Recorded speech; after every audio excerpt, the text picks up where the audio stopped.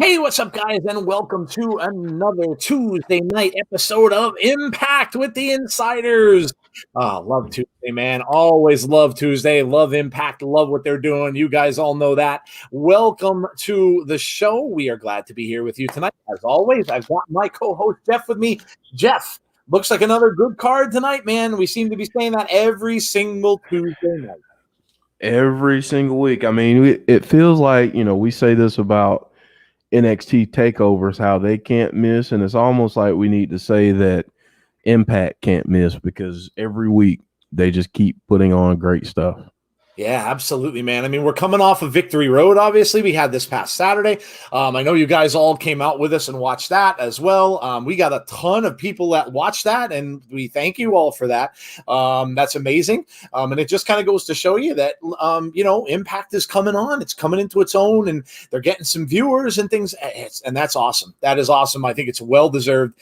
They've got some great stuff going on there, and now we're on the road, as you can see on our screen, to Bound for Glory. So that's what we're working towards. So, all right. Well, let me, first of all, let me say that, as always, we are brought to you by the good people at Manscaped. Yes, Manscaped, refining the gentleman.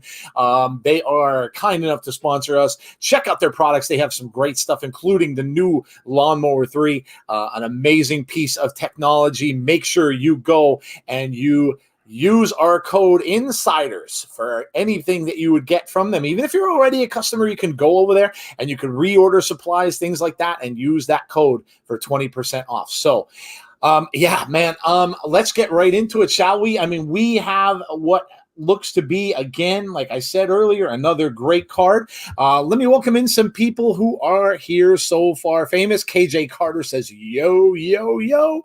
Sean Flagstaff, hello, Sean. How are you? We have James Chadwick, of course. He says, hey, Impact, baby. We have, let's see, who else is here? Moda Alert. Moda is here. We have to get him a Moda Alert. Yes. We've got Jason Stauffer here as well. We've got Chris is here. Chris, my old guy joke guy, is in the chat. Look out. It's going to start anytime soon. We've got Sean Reset is here as well. Moda says cha-ching. We've got Team Rocket with us also. So it's very cool. I'm starting to see some people kind of cross coming over to listen to some stuff. But a lot of people from the that we get from Abby's Window now are coming in to watch Impact. That is awesome.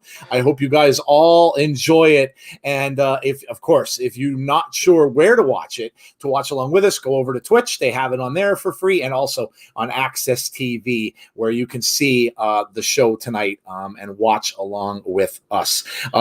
Chris said, what did Chris say? Chris says, keep me in charge of promos. Oh, God.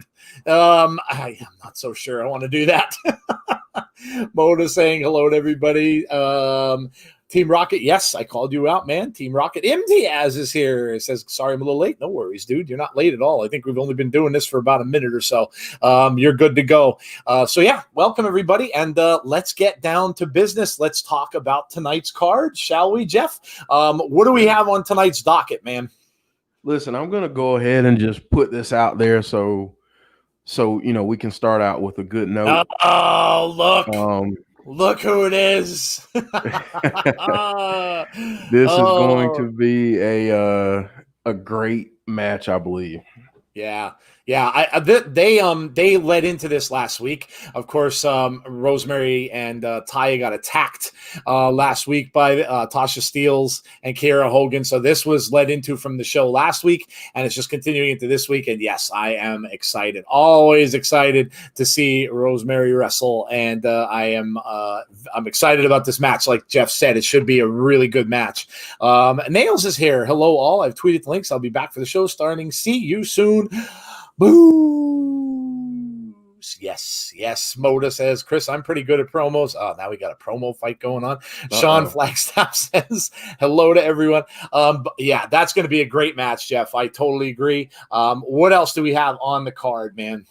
All right, so we've got a rematch from Victory Road between Triple XL and the Rascals. You know what? This is actually good because many of us couldn't see it. All we saw was like stuttering video where you couldn't really see anything. It was like you were watching a lagged out something or other.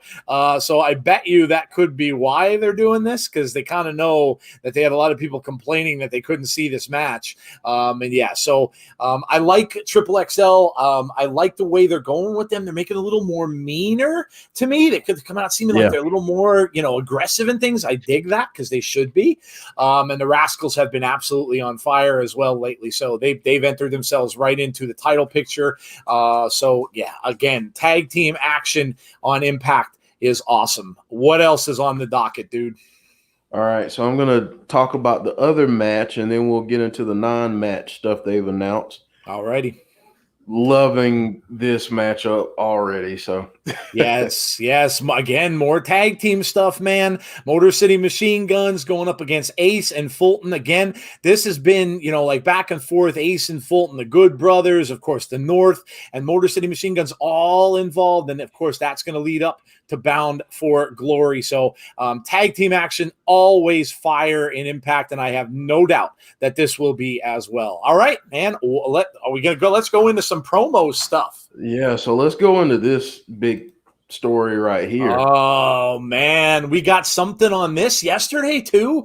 I don't know how many of you guys watch ROH, Ring of Honor, but at the end of the show, and I got this from James Chadwick and Nails both told me that they showed it at the end last night, so they had a clip from EC3.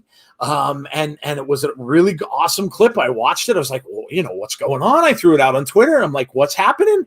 We know EC3 is going to have the funeral tonight for that world championship. We heard about that last week. So, I mean, are they working together? Are the both companies working together? Are these guys going to different things? Well, like Jeff pointed out earlier when we were talking, he said, look, the Good Brothers came in with the stipulation that they can go to New Japan. Well, maybe EC3 came in with a similar thing where he said, they told them you can go wrestle in Ring of Honor. You can do some stuff here. That's awesome. That's really cool. And I know all of you guys are excited to see what EC3 is finally going to do, because we have not really, except for a couple attacks of Moose, we haven't really seen him come out. So this has been playing out for quite a while. I'm sure it's going to probably go on into Bound for Glory, but let's see what EC3 does tonight. Maybe we get a sighting of that little faction that he's building, because in that promo last night, it was not just him. There were 3 other people walking behind him with jackets with that symbol that you see on our screen. So, and then we also told you guys weeks back that we heard about No Way Jose talking about, looking at a very similar promo to what EC3 was handing out. So maybe he's one of the guys. Now, is that faction going to be just on ROH, or are they going to be crossing over to Impact? Let's wait and see. But that's exciting, man. That's exciting. Yeah. What else? All right. So this is a big one. Oh, we've been looking forward to this for weeks. Of course, they had that unsanctioned match on Saturday night at Victory Road. Man, did Heath take a beating? He took a hell of a beating, and he just kept coming back and kept coming back. I mean, this dude was beat up so bad, his whole top of his chest was red. Like when that match ended, he really took a beating, but they ended up winning the match. And then, of course, he went out. They spoke to Scott, and Scott kind of said, all right, he goes, I think you impressed me enough. Come into my office and we'll talk on Tuesday. So let's see what Scott D'Amore has in store for him. I'm kind of thinking it's going to be something where Scott may say, yeah, still got to pass just one more test. And it gives him something that he's going to probably have to do either coming up or maybe at Bound for Glory. Does he make him wrestle his buddy? Is he going to have to beat Rhino to get a contract? That would be something, wouldn't it? But yeah. But yeah, always great when Heath is on. I've loved the promos. I've loved everything that he's done. Yes, Sean saying Heath for Impact. Yes. Tweet it out there. Get it trending again. It usually trends every single Tuesday. So this is awesome stuff, and I love it. I love to see what's going on. So, all right, man, what else? And then we've got some more info on Rich Swann. Okay. This was the lasting image that we saw of him after Victory Road. So could this be a preview of things to come. We know that we've got that match coming up at Bound for Glory. So is this what we're going to see? Are we going to see him win that title from Eric Young, who, by the way, if you didn't join us on this past Saturday, oh man, that match was fire. Eric Young and Eddie Edwards was absolute fire. And I'm telling you, man, it wasn't just us saying it. The critics out there, Bleacher Report, all of those places, and we're talking about it, gave it all. Every one of them gave it A's across the board. Such a good match between those two. And I have no doubt that this one will be good as well. Of course, Swan still, coming into the ring limping and playing up on that knee injury and stuff like that, that ankle injury that he sustained due to Eric Young. So, yeah, man, this is going to be great, and cannot wait to see what is happening there as well. James Chadwick said, I was thinking that too. I'm thinking you're saying about Rhino. Yeah, dude, the thought crossed my mind. I'm like, yeah, that would be really, really cool. Really, really cool. So anything else, Jeff? That's it. But we all know that they like to throw things in. We have Tommy Dreamer. No. We got Tommy Dreamer tonight, don't we? Yeah, we do. We got Tommy Dreamer. Let me and we've got the Defeat Rohit challenge. Yes. Oh, I love Rohit, man. I absolutely love what he's doing. Isn't he just a true heel though? Like, I absolutely love it, because you know what he reminds me of, actually? I mean, other than Ernest Miller in the look of him with the shirts and stuff like that, but the way he wrestles takes me back to those old school, just dirty, cheating heels. I don't know what made me think of it, but like the Honky Tonk Man. Like, I just, every time that dude wrestled, I couldn't stand him, because I knew he was somehow going to cheat to win. And that's what Rohit's doing. And I absolutely love it. It's very cool to see, because, again, it's not something you see a lot nowadays. So I was going a little old school with it. And I dig it. I really, really dig it. C says, good morning to you, man. Jim Gore says, Rosemary's in action. Yes, she is. We started off with that, of course. And then we've got this Tommy Dreamer, Brian Myers again, a little bit of a rematch here, but Tommy Dreamer was saying that he's going to go a little hardcore tonight. So we'll see how this goes, if the rematch fares any better for Tommy Dreamer. But these two guys had a good match as well on Victory Road this past Saturday. So couple of rematches here. And then, I'm kind of guessing we might get a little promo about Susie. Maybe a little promo with Susie, and see how that's building up, because we know we got more glimpses of Su Yung. Even the announcers were into it. The announcers were even saying she's using moves that Su Yung used. So that's again, I know that is going to happen on Bound for Glory, and there she is. I know that's going to happen on Bound for Glory, and I cannot wait to see it. Days Fan is here. Hello to Days Fan. How are you? C Wrestling says, anyone remember what hour the Bray segment was on last night? First, second, or third? I want to say the second. Segment. But yes, so there you go, guys. Again, like I said, I think it's going to be a stacked card. I think we're going to get some great action again tonight. And like I said, it just seems like we keep repeating ourselves week after week after week with Impact. They are really, really doing a great job, and a great job with their storylines. When you have people saying, that other companies should, keep an eye on them and watch them and take some cues from them for storylines and stuff like that. I mean, that's a pretty darn good compliment. So, all right. So what is next? Well, you know what we always talk about on Tuesday. We always talk about a little food. What did you guys have to eat for dinner today? We're going to have to make, I don't know, Jeff, we might have to make a screen for that at some point somewhere down the road. Yeah, I know. I'm going to have to. Some kind of meal thing to get everybody all hungry. But yeah, let us know. I had, I had some chicken breast with a little bit of brown rice and a mustard sauce, which was very good. And then I got, you know what? I'm addicted. They went to Rita's again. You all know what I had. I had that pumpkin cream ice again, but this time I got a gelati and got some vanilla ice cream in there too. Oh, it was so good. So good. So good. But I wanted to eat it beforehand. This way, I'm not getting stupid brain freezes while I'm trying to talk. Because that is not fun. That is not fun. Jeff, what did you have today, man? Man, so I want to first talk about my lunch. Oh, okay. Hey, whatever works. So I put together a salad this morning before I went to work. And I know I had some folks on Twitter because I had to tweet about it because it was so good. It was spinach, mushrooms, cucumbers, onions. I had bacon bits. I had shredded cheese, and I had sweet Vidalia onion dressing. Wow, dude. There you go. There you go. Oh, and I had a little bit of a rotisserie chicken that I shredded up and put it in there. Ah, very nice, man. Sounds like something you get in Red Leaf. Very good. There you go. Yeah. Healthy And then too.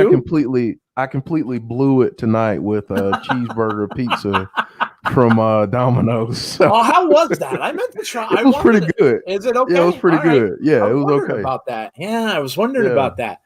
Let's see what everybody's saying. James Chadwick saying, I love Susie, but she scares me. Yes. Yes. Wrestling Days fan says pizza. Pizza's always good. Always a good choice. Moda says, no, keep Susie and her alter ego away from Moda. Jim Gore says, having a rib TV dinner. That's unusual. I don't usually see rib TV dinners, but good job. Chris said, I made baby back ribs. Here we go. Here we go. You always know it's coming. Potato salad, biscuits, Ben and Jerry's New York Super Fudge Chunk.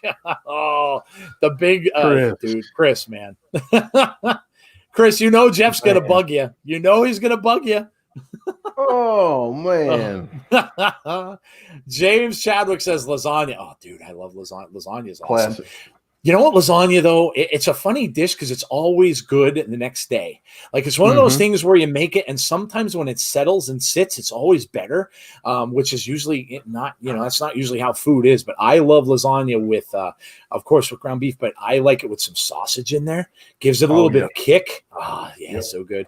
Sean Rousset says hot dog with chili and cheese. Very nice. Very nice. Love hot dogs. Jason says steak and mashed potatoes. Classic. Sean Aker says homemade. A lot of people doing ribs today. Look at this. Homemade McRib sandwiches with cheesy tater tots. Dude, they must be better than what McDonald's sells. I would almost imagine that what you made at home is going to be better. Because McRibs, I don't think I've had one of those in years. The one time I had it, tasted like I was eating a big thing of rubber. And I'm like, yeah, no, it just wasn't good. Team Rocket says, I think I had Taco Villa.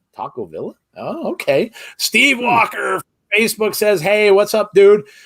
Jason Peace is here. Hi, how are you? Shout out to you, Jason. And I'm sorry, I know you were in the show yesterday too, and I meant to shout you out, and I think I had forgotten. So hello twice to make up for yesterday.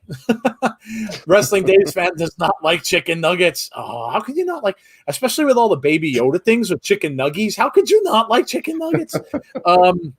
Chris says Jeff eats healthy now. He would not eat my food. Oh, not true. Might make an exception. He may make an exception. Rusty says, there's always cheat days. Yeah, man. Rusty says, I haven't eaten yet, but it's Taco Tuesday. Yeah, Sunny says, hi, I made rice and chicken legs. All right, chicken and rice is always good. And she's drinking Timmy's. Of course, she's drinking Timmy's. James Chadwick says, I made a spaghetti bolognese for today and tomorrow. Dude, what is with you, man? You guys are like professional cooks. Sean said sausages and lasagna is a necessity. Yeah, it really does give it good flavor. I agree. I had an aired marinated chicken breast and green beans. Very nice. You know what? I'm having something similar to that tomorrow. Chicken breast marinated it's like a sweet barbecue chicken. I'm gonna have that on the grill tomorrow because I think it's actually gonna be kind of nice here. So I had to go and get my grill tank filled. Because we ran out of propane. Also, you guys know me. I'm a big 80s fan. And I have to say really quickly that very more sad news, right? It seems like 2020 just is one thing after another. And I have to say, rest in peace, of course, to Eddie Van Halen. One of the best guitar players that I have seen in my lifetime. I've been a fan of Van Halen since I was about 11 years old. They were huge on MTV. I mean, Jump, oh goodness, was that it was played over and over and over again. And I followed them all the way through, even when David Lee Roth left the band and Sammy Hagar came in. And but Eddie Van Halen was just amazing. Great showman. The man always had, whenever you saw him on a video, in a concert, whatever, he always had a smile on his face. And I won't ever forget that. I think he would, a lot of people were like, well, man, it might have been a little bit of something going on to make him smile. And maybe there was, but you guys know what I'm talking about. But look, again, it's just we lost. I'm a Rush fan too, and we lost Neil Peart earlier this year as well. One of the best drummers that's ever been around. Yes, so. We will. I know I mentioned Jeff in my other podcast, the other projects we do, Jeff's horror podcast, the Movies to Be Murdered By, and my 80s podcast. We're going to do a tribute show to Eddie on our show next week. We can't do it this week, but next week we're going to do that.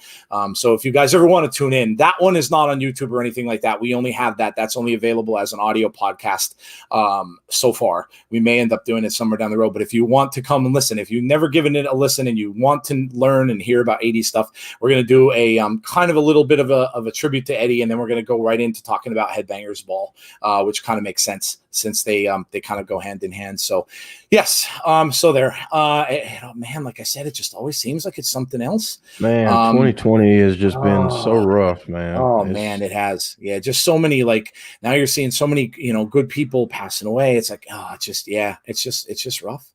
It's really rough. But yes, so thank you for allowing me to mention that. Brandon Barnes says, hey guys, yes, rest in peace. Sean says, one of the most influential guitarists and bands ever. Yeah. And I grew up, I really started when I was a kid, when I started listening to like a little bit heavier rock music, I started listening to Kiss because they were almost like superheroes when I was that age.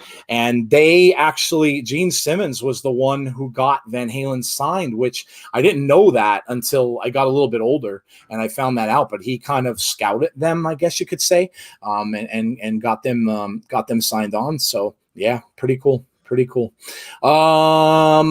see. Moda says, wow, rest in peace, Eddie Van Halen. So Joe, where are you? Were you more Roth or Sammy Hagar? I was a David Lee Roth guy, I guess, because of the fact of when I started listening to them. But listen, I liked them both. They both had different things that they brought to the band, and Sammy's a great guy too. In fact, it's funny. I never got to see Van Halen ever, which sucks. I never got to see them in concert, but I did go to a show where Sammy and David Lee Roth were playing at the same show. Sammy was doing his solo stuff at the time, Mas Tequila, that song, the album that he did for that, and David Lee Roth just, which was really odd because you kind of think that both of those guys would hate each other, but at that point in time, they were both out of Van Halen, and I think there's a little bit of bad feelings there, actually, so then they kind of teamed up, and they both had this concert, and I really enjoyed it. Sammy actually he brought a bunch of people onto the stage, and when the concert was over, he took them out for pizza. Like literally brought fans that were at the show up onto the stage to kind of sing along with one of the songs. They were all in the bleachers, like right in front of the drum kit. And then he took them out and took them out for pizza where we were. So I was like, wow, that's really cool. Sammy's a good dude. He's a good guy. And David Lee Roth's a little crazy, not going to lie.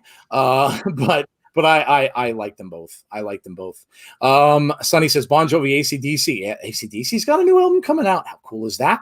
Aerosmith, the Beatles, Rolling. Yeah, all great classic rock.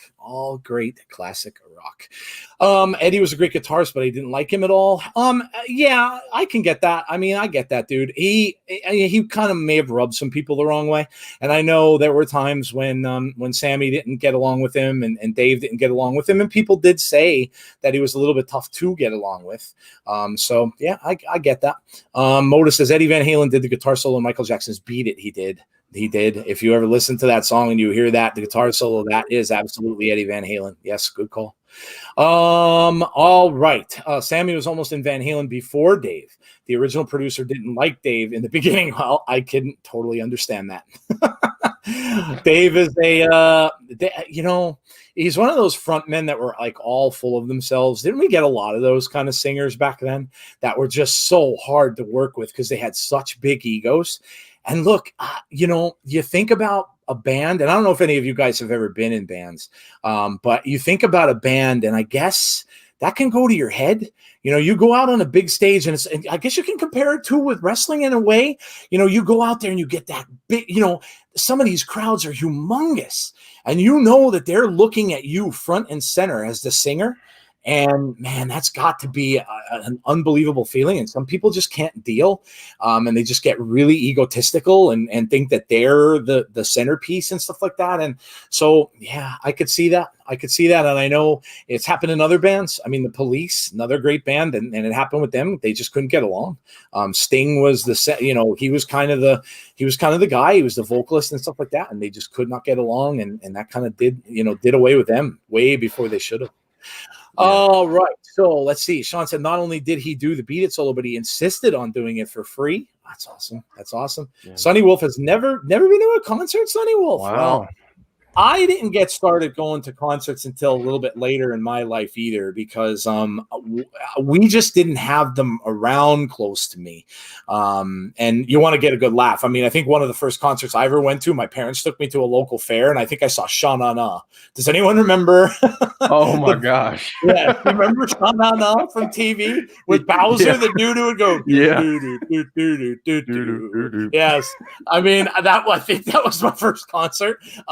Yeah. So I didn't start going till later in life, Sonny. So I'm sure that when you get a little bit older, your friends and stuff will probably want to go, and that's kind of when you go. You start going to shows and things like that.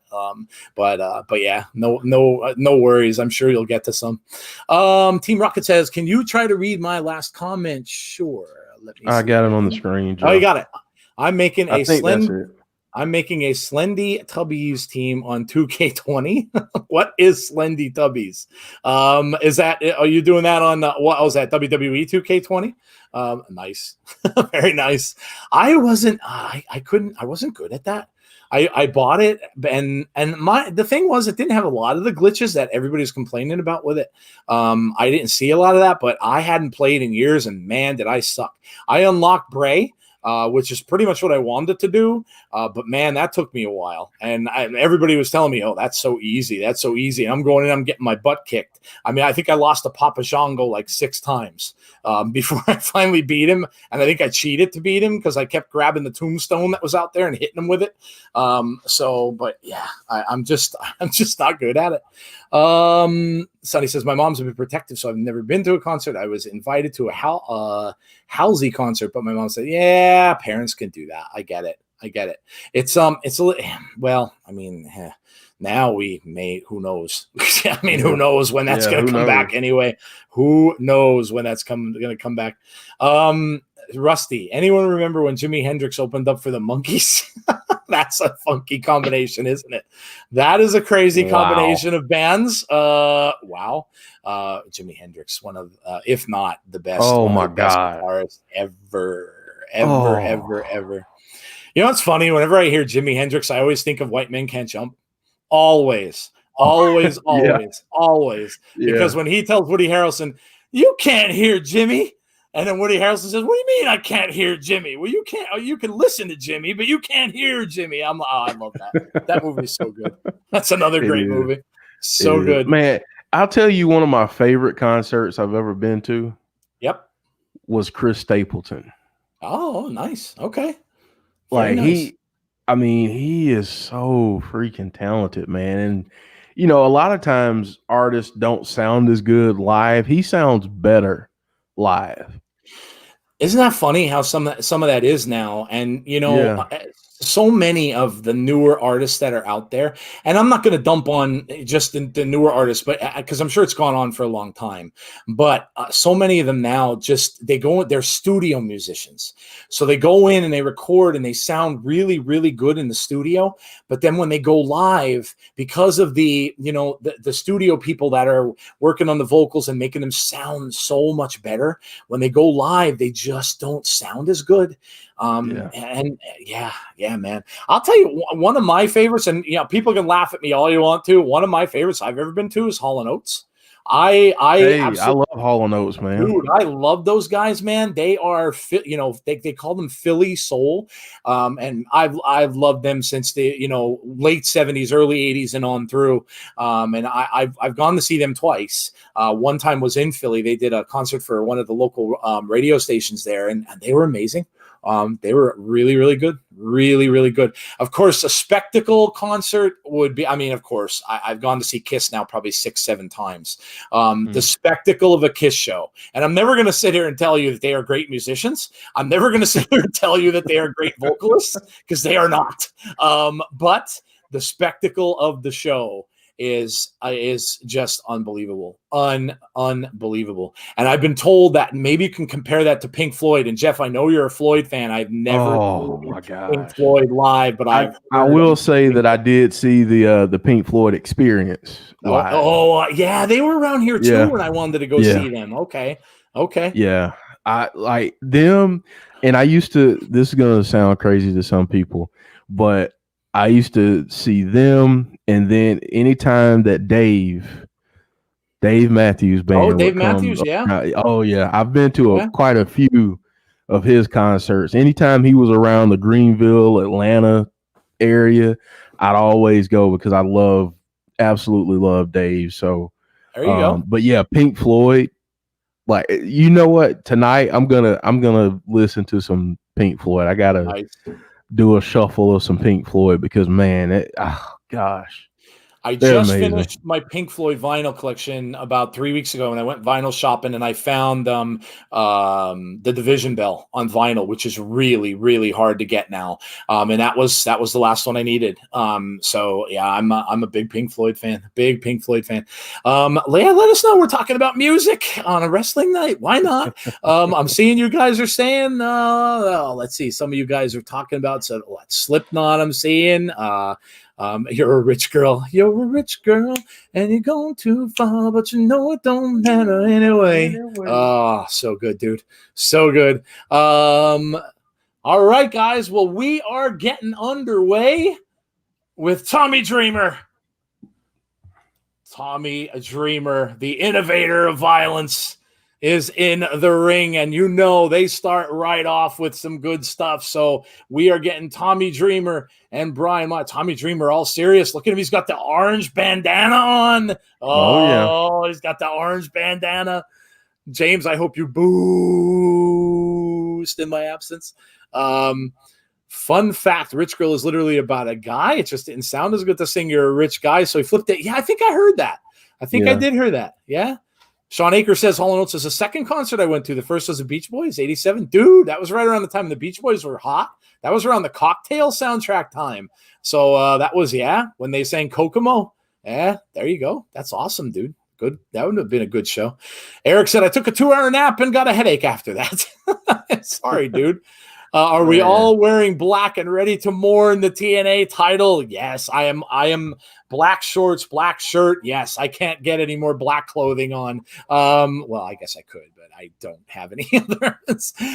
Team Rocket said, I'm going to Twitch. All right, yeah, sure, dude. Go over to Twitch. You can watch us from there also. Did you guys hear Johnny Nash died? I did not.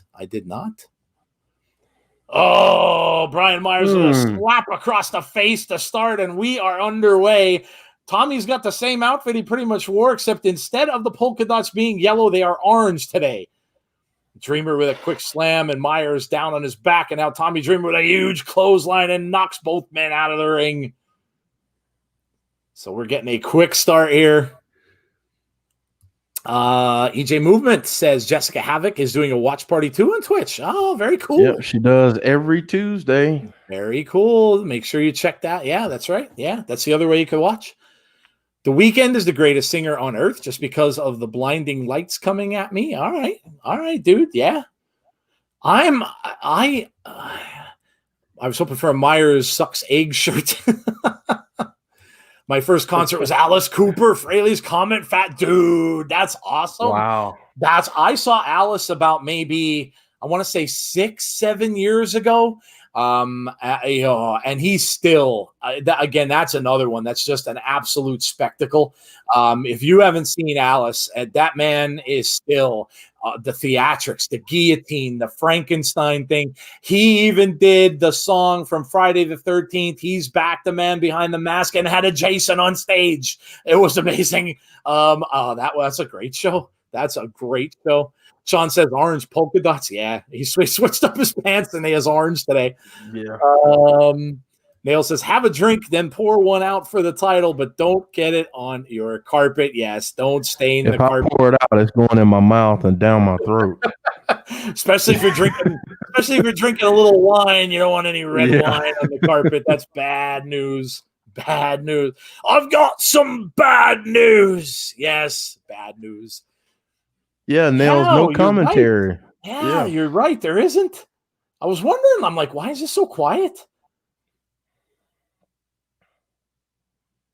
Yeah, this is. Oh my goodness! Different. Impact with their technical glitches. Are they doing this on purpose, or like? I don't know. Are there commentators out there? I didn't notice.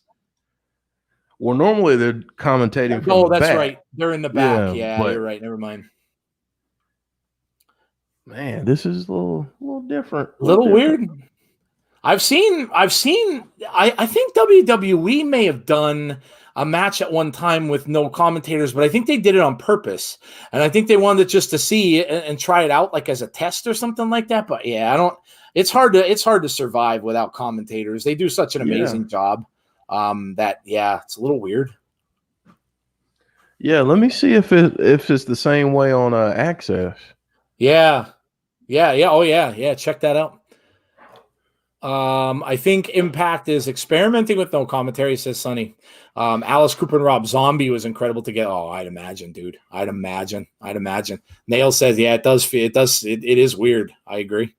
We're being counter-programmed with a Jessica Havoc stream. I think we should be flattered. Yes. Are you guys getting no announcers? Yes, Steve. There are no announcing sounds right now on the Twitch.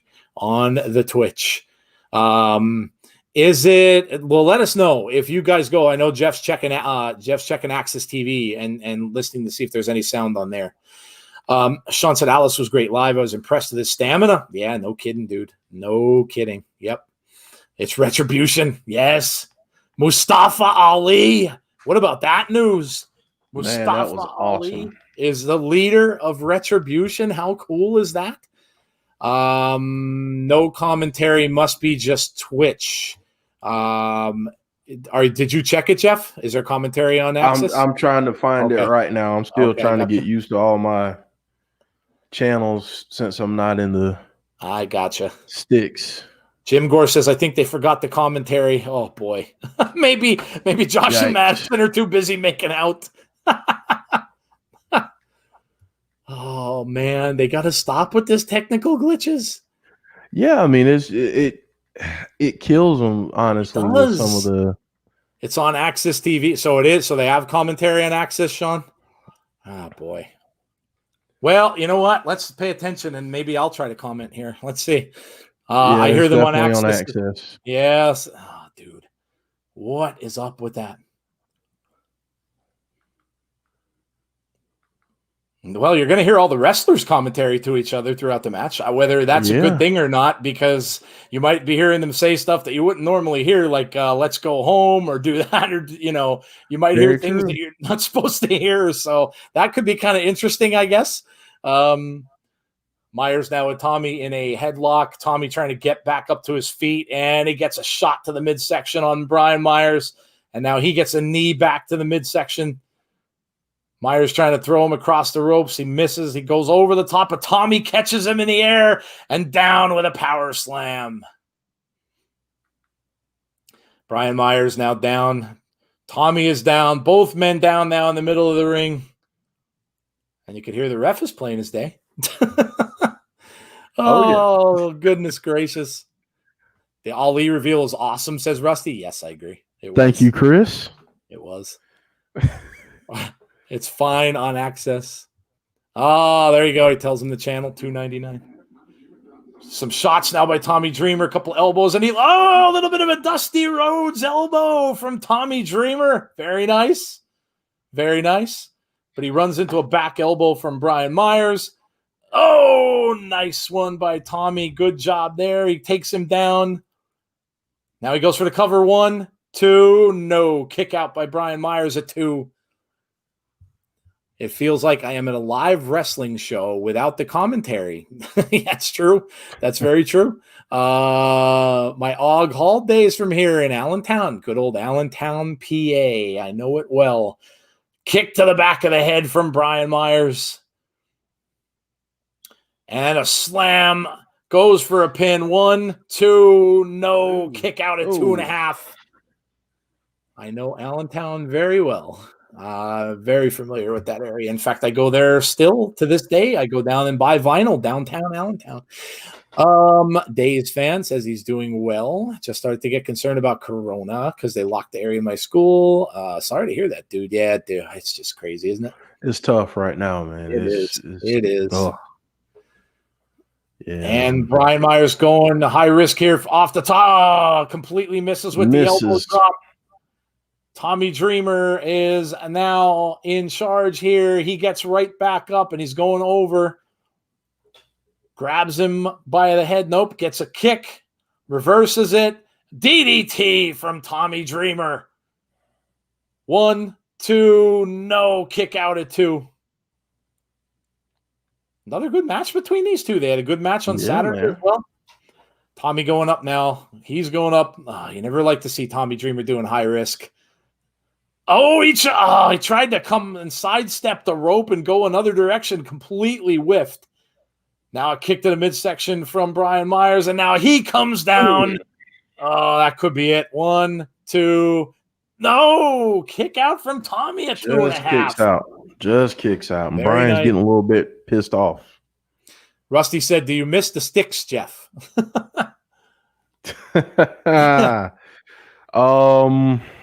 We'll have to talk about that later. I don't want to offend anybody. No, honestly, I mean, I miss my family. I miss, Yeah, it makes sense. I miss them, and I miss the, driving on dirt roads and not in between a bunch of jerks sometimes. But hey, it's for, as Seth Rollins says, the greater good. Oh man, what a shot there! We have a kendo stick. We've got a kendo stick. We've got it.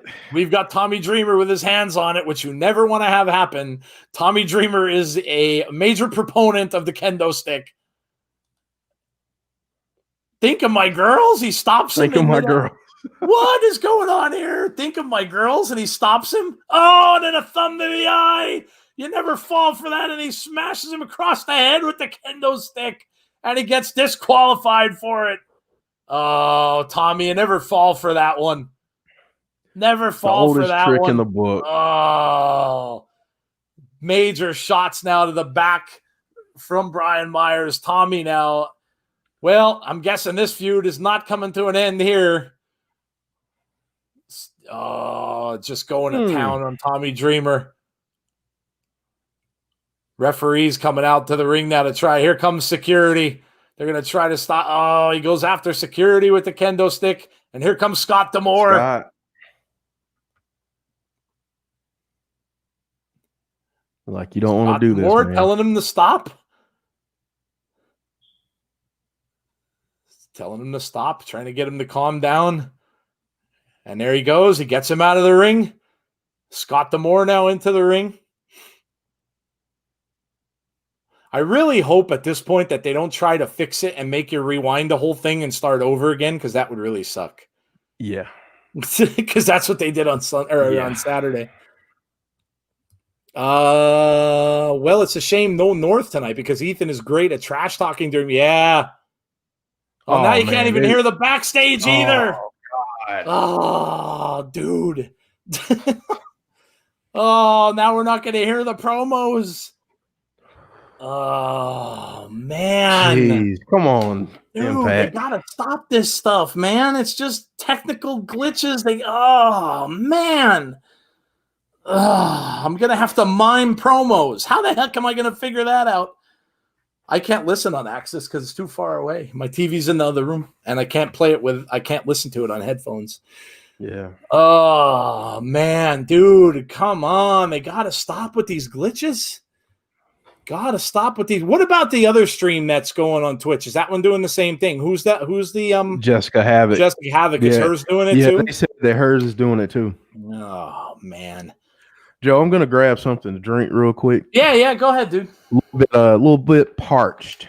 Yeah, go ahead, man. Even Havoc just said it's effing weird. Let's see. Rusty missing people. Look at that. What a lackadaisical kick out by Brian Myers. Yeah, it was. I agree. Days fan, that stuff's no joke. Please stay safe. Yeah, Days fan. Yeah, dude. Yeah, definitely stay safe, man. Very, very, it's crazy. It's absolutely crazy. Oh, look at this. And now we have Moose in the back. He's going through cabinets, looking under the chairs. He's still looking for that belt, picking up chair cushions, looking through towels, looking under gym equipment as well, looking under the weights. He's looking for his title belt, and he is not finding it. Looked like someone just walked behind him with a coffee in the mirror. Ooh. Now he's out in the parking garage, looking underneath the motorcycles, looking underneath the cars, looking under the pickup truck, looking in the garbage can. He's pulling out garbage. Oh, this is going to be really lousy if we can't hear any of the promos and stuff. Oh, now we have gone to blank screen. Oh, geez. Now it has shut off. Are we going to get audio on this? Nope. I doubt it. No, this is the Bound for Glory. No, there's audio on this because this is the Bound for Glory commercial. So, oh man, crazy. Nails Havoc is boosting. John Rousset, booze. Yes. Moose must suck at hide and go seek. Team Rocket Pumpkin says, why the Mudkip would it be in the trash can? That's true. EY is doing such good work. Yes, he is. I agree. Love that trailer. Retribution are really striking tonight. Yeah, apparently. Mustafa Ali must not enjoy Impact. Who else is excited for Keith Lee and Braun? Yeah, that was something. That was cool yesterday too, right? Yeah. What'd Braun go through? A whole mess of tables, I think. Went through like 2 or 3 tables. Yeah, that's going to be a good match. Took out that whole side of the barricade. They did. Which was cool.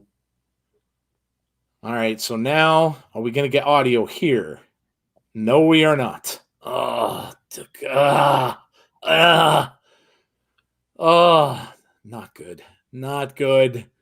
Not even from Melissa. Nope. No audio at all. Oh, man. They've got, like I said, we said this on Saturday, and I know they fixed it. So let's hope they fix this, but I don't know. I mean, we're already 15-20 minutes in.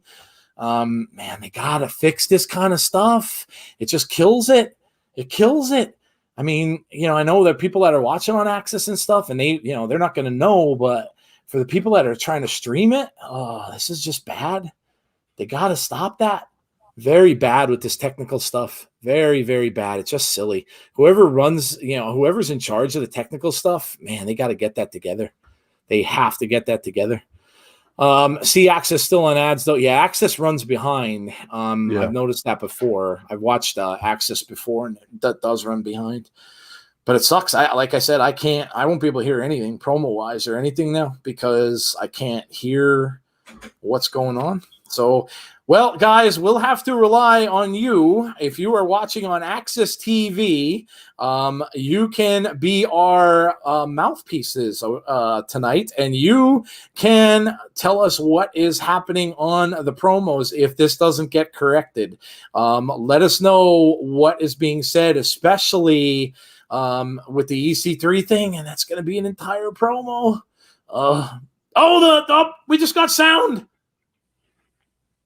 Oh, the sound's back. Yay! The sound's back. I feel like Kermit the Frog on Sesame Street. Yay! The sound's back. Oh, man. Get with the program. I want to apply for the technical job at Impact. I can't do any worse. And I know I suck at technical stuff, but I bet you I'm better than the person that's there now. I sure as hell know how to push a button. Oh, well, we got sound back. Thank goodness. Melissa fixed it. Yes. Thank God. Sean James says yes. Oh.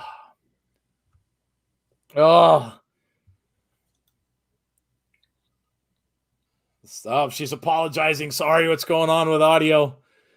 Sean says Batman was moved to 20. I figured. Yeah, dude, I figured that. I figured as much. They're all the stuff from this year are now moving to the middle of next year. They just moved the James Bond movie to the middle of next year, and wow, that was really unfortunate because that ended up leading to Regal Cinema closing. So all of their theaters, no Regal Cinemas. I know I have one right in my backyard. There's another one in a town over, and there's an IMAX theater up in Scranton, and they're all going to get closed. Yeah, it sucks. Wow. It really sucks. Yeah, it really sucks. Matrix was bumped. Yeah, they're all going to get moved. They're all going to get moved. And, you hope that the ones that are supposed to be out next year are going to get shown next year. But look, a buddy of mine went to see Tenet, and he went to see it in one of the theaters, a Cinemark, and he said he was the only person in the theater. So if that's the case, then they're not making any money. So, yeah, Jim Gore, that's going to get pushed back. Wonder Woman, I guarantee it. That's going to get pushed back. Guaranteed. They're already talking about it.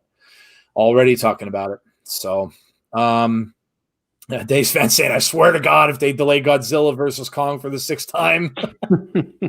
Black Adam was postponed. Yeah. It's the Marvel movies that got pushed to next year. I think Black Widow's pushed now all the way to July.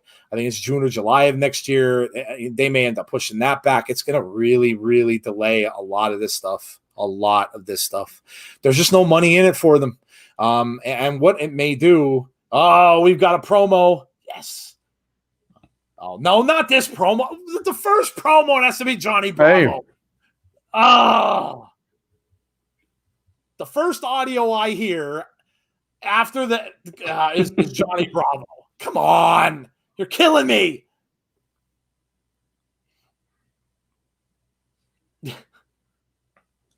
Crazy Steve looks very Joker-esque tonight.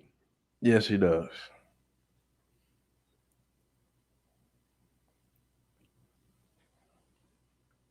He says, I know what to get.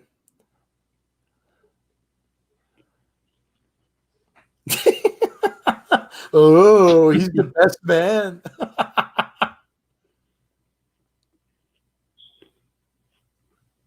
Oh, they're all fighting over money. Making fun of his fanny pack.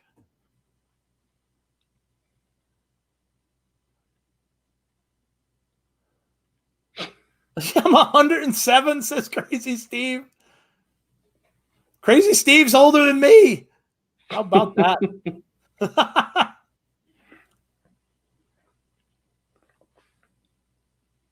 Who's going to book the fondue fountain? They all said no. Oh, here he comes. Rohit. Oh, look at the attire. Look at the attire. He comes out a little bit. You get a little bit of a hip sway now, like Val Venus when he comes out. Crazy Steve isn't as old as Luchasaurus is ancient. He's a dinosaur. Oh, by the way, AEW is going to be fun tomorrow night. A 30-year tribute to Chris Jericho, the Ayatollah of rock and roll, has been in wrestling for 30 years. Isn't that crazy? That is crazy. Crazy. Oh, I can remember when he debuted. Nuts. Absolutely nuts. Looking awesome. The Heat, Raju. Yes. I love Raju. I love what he's doing, man. Fun fact, Joe loves Johnny Bravo, just acts like he doesn't because he does not want us to find out he's a Johnny Bravo fan, but I am not in any way, shape, or form. No. Sean saying, join us in the Discord for AEW tomorrow. Yeah.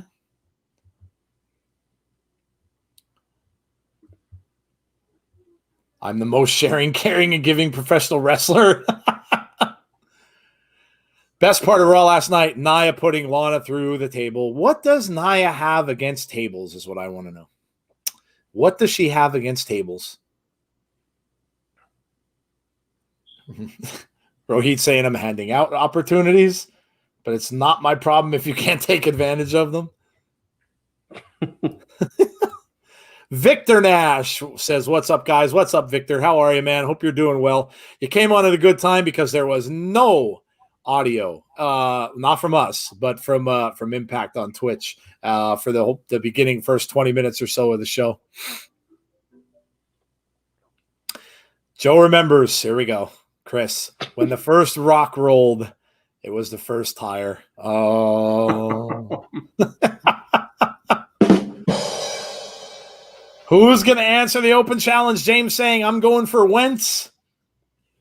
Nail says, I think so. Who's it going to be? Here we go. No. Willie Mack. It's Willie Mack again. Willie Mack should have beaten him the last time, but he got away with one. So Willie Mack coming down. We're getting another rematch. Another rematch tonight.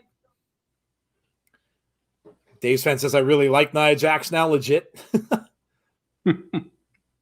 Are we just running back Victory Road's whole? It kind of looks that way, doesn't it? Yeah, we're getting a little bit of repetitiveness here. Yes. Well, I mean, when you look at it from that kind of a standpoint, I mean, I guess they maybe figure that a lot of people may not have had Impact Plus. So yeah. Jason, you still have no commentary? I have commentary now, and I'm on Yeah, Twitch. we've got it now. Yeah. I'm looking at it on Access too, and I'm not going to spoil it. But wow, are you ahead of? Oh, you're. Are they ahead of? It's ahead. Oh, okay. It's ahead. Wow is all I'm going to say. And if this happens, he said, "Give me a challenge." Oh, we're getting a swerve. Sean's ahead of us too. What's going on? What's the swerve? Willie Mack's going away. So they swerved us. Don't spoil it. I'm not. No, not Jeff. I'm telling the chat. What? Yes. Jordan Grace. What? Jordan Grace is going after Rohit. What is going on? Yes. Jeff is dying. Yes, I am. Jordan Grace is going after Rohit. Oh, man. This is cool. I have not seen an intergender match here yet. Loving this. I haven't seen an intergender match in a long time. I can't even remember when. Oh, dude, this is cool. James Chadwick saying, holy shit. Yes. Sean saying, OMG. Nails is saying, oh my God. Oh my God. Oh my God.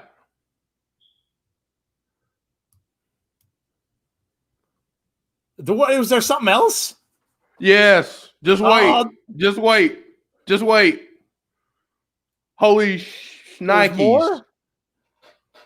You guys being ahead of me, you're killing me, and you know that. You're killing me! The spoiler king, and everybody's ahead of me. Rohit saying no, no, no. Willie Max trying to grab the title from him. Rohit trying to hang on. Oh, no way. She's going to roll him up. 1, 2, 3. Oh, she wins. Jordan Grace wins the title. Oh, she took a page out of Rohit's book and she rolled him up. And she gets the title. Nail says, thick mama pump. Yes.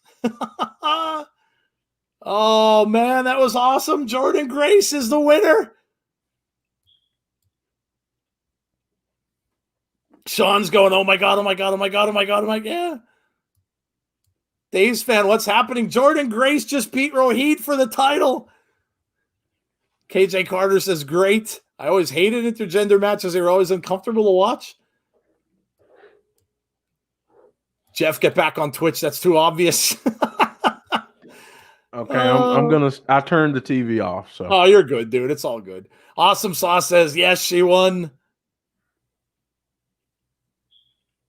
Oh. Well, wait. Why did they take the belt off her? That's such BS.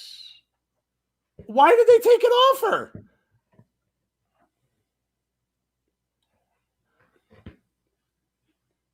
How did it get away with it that time?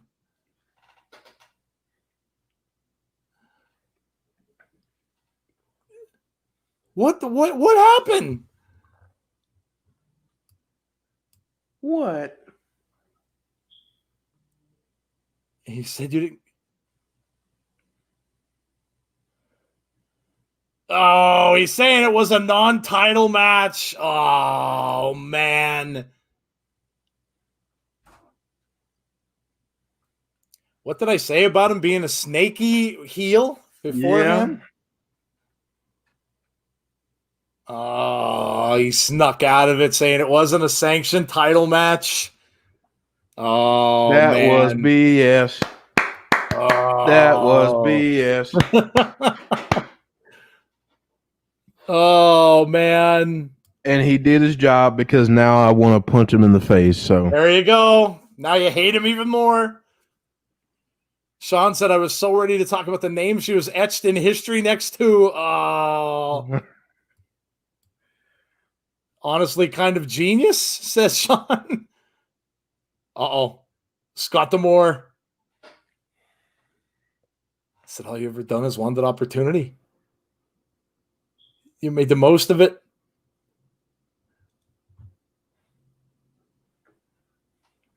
Says so many people run, jump, and hide, but not you. You've given opportunities. Anybody that wants the shot. But you're giving them out left and right. Giving them over and over and over again.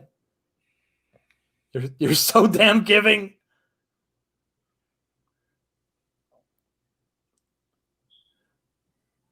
More opportunities is better than opportunities.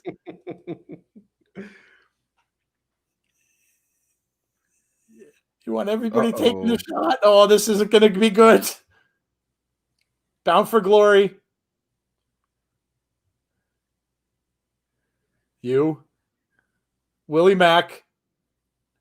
TJP. Trey. Chris. And Jordan Grace. Yes. Oh. Yes. Oh, Scott D'Amore just gave him the business. Look at the look on his face. Oh, Scott D'Amore just laid it down. Fatal 5-way for his title. No, it's a 6-way scramble. 6-way, you're right. Yeah, Sean, sorry, I missed one. 6-way. Oh, now we need to see Jordan Grace win the X Division title. Yes. Yes. Yes. Rohit, you played yourself. Rohit, you're in trouble now, buddy. You're a sad panda. Rohit's a sad panda right now. Awesome Sauce says, I want to super kick him now. Yes. James Yeah. says that's going to be epic. Oh, man, dude. Yes. Nell says she wants me to beat Rohit. So you know what? I guess I need to come out of retirement. Jeff's got to come out of retirement, make it a 7-way. Why not? Yeah. Why not? You know, get Scott Demore on the line. Get him on the line. Bertrice says a 6-way. OMG. Yes. And then after that match, you guys can come visit me at the hospital because every bone and joint in my body will be destroyed. And yes, Jeff, but you know what? You will have been in the ring with Jordan Grace. So I'm guessing you wouldn't be too upset with that. I don't know. No, it might just be a guess on my part, but I'm thinking you would be okay with that. Yeah, I'd be okay with that. I'd be perfectly fine with that. No issues with that. You know what? At that point, I could die a very happy but broken person. So, oh man, Jim Gore says it should be Ultimate X. I missed the Ultimate X match. James Chadwick says, yeah. Nail says, oh, you tease. Team Rocket Pumpkin says, I love heels. At least it'll be Jordan that may have put you there. Yes. Yeah, that's what I'm saying. Yeah. Jeff would not hate that. Not hate that. No. Oh man. Well, there you go. We got again, great start. And the first half an hour went like that. Gone. We had the audio issues. Yes, they got to fix that kind of stuff. But we saw a good match with Tommy Dreamer and Brian Myers. With kendo sticks, and then we saw this with Rohit. I love it, and now we're getting a 6-way matchup at Bound for Glory. So, man, that's gonna be awesome. It's gonna be awesome, and you guys know where to come to watch along with us because we will be watching Bound for Glory. So make sure that you join us. And as I always say, if you have not done so already, I know we're seeing a lot of familiar faces in the chat, but if you haven't done so and you are watching us from Facebook tonight or from Periscope tonight or from Twitch tonight, if you're from Twitch, make sure you just subscribe to our Twitch. Yes. But if you are watching from any of those places and you have not joined us prior or have just joined us maybe for the first time, make sure you come over to our YouTube page and subscribe to our channel. For all of our future content, you will hear about what we do. Abby's Window with Bray Wyatt. You can see it up on the screen. Those are our main shows. We're always doing things a little bit differently as well. Now we're doing watch-alongs with all the major pay-per-views, and we're going to have a draft special this Thursday. So a draft special. By the way, guys, on the draft special thing, tonight is the last night to get in those audio clips. So if you want to do that, we've gotten a few, but if you want to do that, make sure that you record them. Only has to be a minute or so long. 2 men, 2 women that you want to see on which show. If you want to do that, make sure you get it to insiderswrestlingpod@gmail.com. And make sure you get them tonight because tonight's the cutoff for it. Okay? Appreciate that. If you want to hear your voice on our show, that's a way to do it. Little confrontation in the back. Our man, Falaba. Falaba, yes. Of course, the best man. Always getting scammed for his money. Oh, man, that poor guy loses that money all the time. Well, here we go. We got Triple XL on the way to the ring. Rated R Wrestling said, didn't I say that Raw was going to be epic? There is a reason for that. Oh, yeah. Yeah. Well, look, I mean, the fact that Bray was there, number one, I'm sure helped out a lot. The Retribution thing, I did not see that coming. I did not see that coming. I don't think anyone did. Look, everybody thought Retribution was out, first of all, because of COVID. So I didn't see that coming at all. And good for Ali, man. Good for Ali. This could put him in a title picture now. This could put him as a main eventer. Good for Mustafa Ali. Because I know a lot of people have been saying, that guy got stuck down. He was down so low on the card. He wasn't being used. He got moved to Raw. Everybody thought he was the SmackDown hacker. Now and he could use all that. He could still be the hacker. Yeah, he could be. I mean, he could use all of that stuff. If he wants to, he could turn around and say, hey, you know what? You canceled my hacker thing. You stuck me on Raw. You moved me around. You didn't use me. That dude can, he's got the biggest beef probably of them all. So good for him, man. Good for Mustafa Ali. I'm very, very happy for that dude.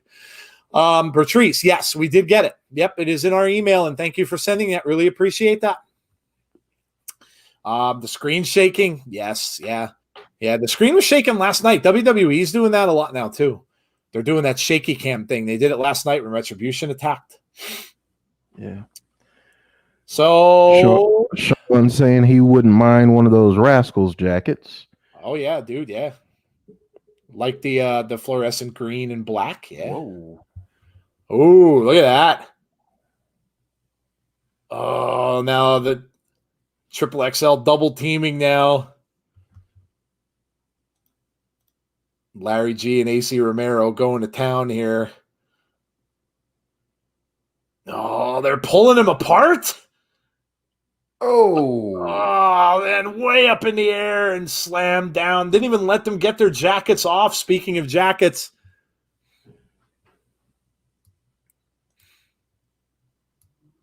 Nail says, I adore this Ali. Main Street. Yeah, dude, they are just getting nasty. These guys are just getting nasty, and that's what, you like to see it. Nail says, I adore Ali. Yeah. Ali, like I said, I think he deserves it. I really do. I think he deserves it. I think the guy's a good guy. He was a police officer, I think, Jeff, wasn't he? At some point? Is Ali the one I'm thinking of? Yeah. He was a Chicago police officer. Yeah, that's what I thought. Yeah, good for him. I mean, so many people were thinking that guy was going to get relegated to low end card, never being shown. I think he was on 205 Live for a little bit. Good for him. I'm happy. But think about this. I mean, honestly, his injury is what led to Kofi Mania, because that's true.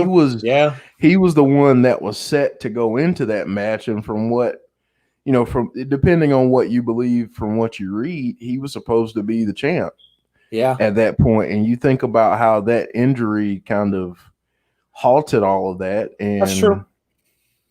Good point. So I'm glad that he's getting that opportunity now. He deserves it. He really does. Yeah, I agree. Green and black jacket looks nice, says Sonny. Yes, everybody's complimenting the jackets. Nail says, yay, Rascals, the entertainment has arrived. I might have to do a Joker for that. Wait, hold on. We are tonight's entertainment. Yes, I had to do it. The entertainment word was there. It presented an opportunity. Victor Nash, I believe, is a general like Evil Uno on AEW who's not the leader. It could be. I mean, it could be, but I think, no, because if you went on WWE's, the reason and I hear you, because I didn't know at first either. I thought maybe he was just kind of not really in charge. But if you went on WWE's Twitter last night, or if you went on any of their social media, and I don't know why WWE is doing this, but they're coming out and they're telling you parts of storylines on social media. And they came out and said they called him the leader of Retribution. So I'm pretty sure that's set in stone. I mean, unless they're going to go up the ladder, like make it somebody like Shane is over him. But no, I think that's pretty set in stone. I mean, WWE did say he was the leader of Retribution on their social media. So I'm pretty sure he is. Eric says, I like that segment with Ali, but I was expecting a bigger name. He literally lost to Riddick Moss. Well, if you're looking at things though, Eric, in the way of a storyline, and maybe even if they didn't do it this way, now they could say that was all part of it. They could say that losing these matches was all part of this because WWE screwed him, and he could turn around and say all that. So even if that wasn't true, they changed it, obviously. And even if they did change it, then they could turn around and say it was all part of the plan. So, let's wait and see. But I think it'll be all good. John Dioria. Hello, John. Says, hey guys, in the Insiders Wrestling Podcast, I will send my audio clip in after I film a video for my channel. Cool, dude. Yeah, John has his own channel too. All you guys have all this stuff going on. Very cool. It's very cool. Very cool. You guys should go and check out each other's channels. That's really awesome. I know Dave in real life does some stuff. I know Dave's Fan has done a couple of videos here and there. John has some videos that he does. That's awesome, guys. That's awesome. Get involved. It's fun stuff. It is fun stuff. Trust me. I just got started doing this stuff in March, and I am having a blast doing it. I don't know if you guys could tell. I really don't know if you guys could tell that I enjoy myself. Desmond Xavier looks photoshopped in real life. Like the abs never disappear. Dude is chiseled. Yeah. Doing a little bit of a classic match here. For the drafting, yes. Yeah, John. Yeah, no, that's cool, dude. Just make sure you send it to that Insiders Wrestling Pod at gmail.com email for that. Sonny says we're going to be jumping back and forth to go watch NWA. Yeah, cool. Enjoy it. Mustafa Ali was almost in Kofi's spot. Yep. Triple XL should never have stolen the Diener's beer. That's where the heel turn started. Yes, they stole the beer. Oh, man. Jesse. Hey, Jesse Drew. Jesse. Oh, Jesse's in the chat. Very cool. Hello, Jesse Drew. How are you? What do you recommend for a newbie to wrestling? Wow, that's a great question, isn't it? That is a great question. Hey, chat. Help Jesse Yes. Drew out. The chat, Jesse, is awesome. Help Jesse Drew out. Tell Jesse what she should start watching as a newbie to pro wrestling. There you go. I'm going to leave that up to you guys. You help her out. Me and Jeff will think on it too. But you guys help her out. Let her know what you think is a good way for a newbie to start. That's a great question. That's a great question. Oh, of course, Nails comes up with Ethan Page. Oh, of course he does. Of course. Knew that was going to happen. Oh, I was waiting for it to say either the North or Ethan, one or the other. Nails. Yeah. Eric saying WWE. Jesse Drew, what's your favorite part of wrestling, Jesse? Now, see, Sean, I see you, man. You're asking like a journalist. You're asking like a journalist. You're digging in. You're asking those probing questions. I like it. I dig it. Sonny Wolf, binge Bray Wyatt. Mick Foley, Undertaker, Hell in a Cell thingy. Yeah, oh, that's a fantastic match. Yeah. The chat is awesome. You guys are so friendly. I'm sure that, yes, they really are, Jesse. I agree with you. We have a good crew. All these guys are awesome. Nails a man. I'm getting predictable. We're back to the match. Triple XL. I'm guessing Jesse will like the horror people. Good point. Yeah, good point. Nail says Danhausen. Oh, I like Danhausen. I think he's great. Jesse said I liked 80s wrestling and the Real Glow. Very nice callbacks. I used to watch that. I used to watch that back in the day. Yeah. 80s wrestling, yeah, I hear you, Jesse. I still, to this day, that was my favorite era. And I think it's because the personalities were just so outlandishly, like the personalities were so big. I mean, my goodness, you had Hogan and Macho Man, you had Bret Hart, you had just the personalities were just amazing. But if you look hard enough in some of these, in some of these companies, you'll see that. It's not as prevalent as it was. Now, I will say, you may not enjoy NXT as much because NXT doesn't necessarily do that so much. They go more after the wrestling side of it, and there's nothing wrong with that.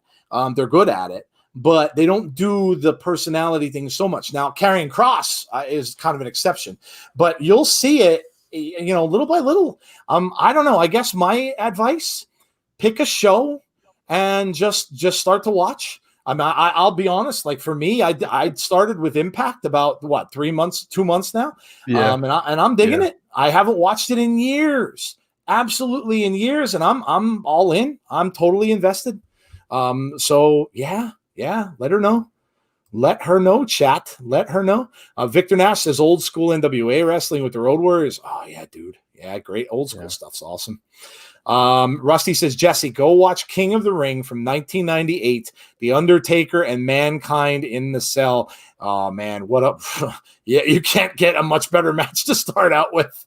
If you like the horror personalities, that match was unbelievable. Unbelievable. Team Rocket says, Jesse, I know you won't see this, but watch Halloween Havoc in any year you want. Yeah, we're coming up on a Halloween Havoc, aren't we? And we are going to stream Halloween Havoc. Very excited for that. Very, very excited for that. Nail says, if you like Glow, you'll like Wow, Women of Wrestling, but it's off season right now. Maybe Shimmer if you can get it. Yeah. Watch Joe's first wrestling show. They made a movie of it. It's called 300. Oh God! Oh man! Sean saying Jesse Drew, NWA Power might be a good place to start. There's a lot of it free on YouTube.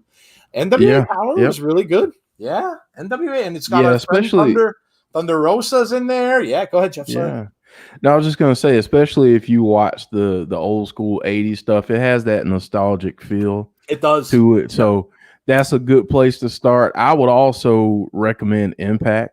Yeah. Because, I mean, and there's nothing wrong with people saying WWE or anything like that. But if you want to get into something that's just different, Impact has basically everything that you could want as a wrestling fan. I think with everything that goes on there, it wouldn't be difficult for a new fan to pick up on it. And because I'm a WCW mark, what Rusty just said, I completely agree with. Also watch Starrcade 97. Sting's entrance. Oh my God. That's all I can say. Yeah, you guys just reviewed or did you do the Crow yet, or is that this week? No, that's a good question. Okay. I'm gonna have to. Well, they're going to do. Well, there you go. I gave a spoiler. They're going to do the review of the movie The Crow. But yeah, Jesse, if you have seen that, then Sting in the 90s, that was what he played. He literally was the Crow in the 90s. So yeah, it's WCW in the 90s. That's another great place to go. Yeah. The Rascals win it. They won it. Yes, they did. Little bloody there too. Boy, we get a lot of busted lips on Impact lately. Yeah. So the Rascals come out on top. There you go. The Rascals still on their move up the ladder.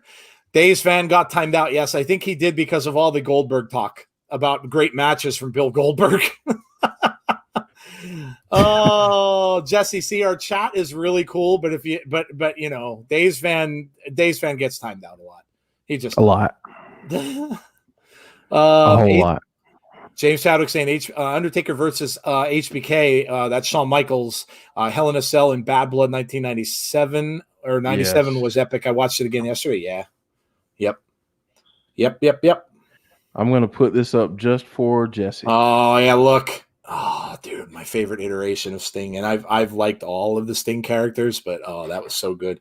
They called him the Vigilante, but obviously you can see what he was going for. And when he first came down this way, it was because of the NWO and Hulk Hogan, and how Hulk Hogan had turned bad. When he first appeared this way, they actually played a part of the movie The Crow, which it was so good. And he was up in the rafters of the building, and then he used to come down on a tether, and he used to float down to the it was amazing. That was so good.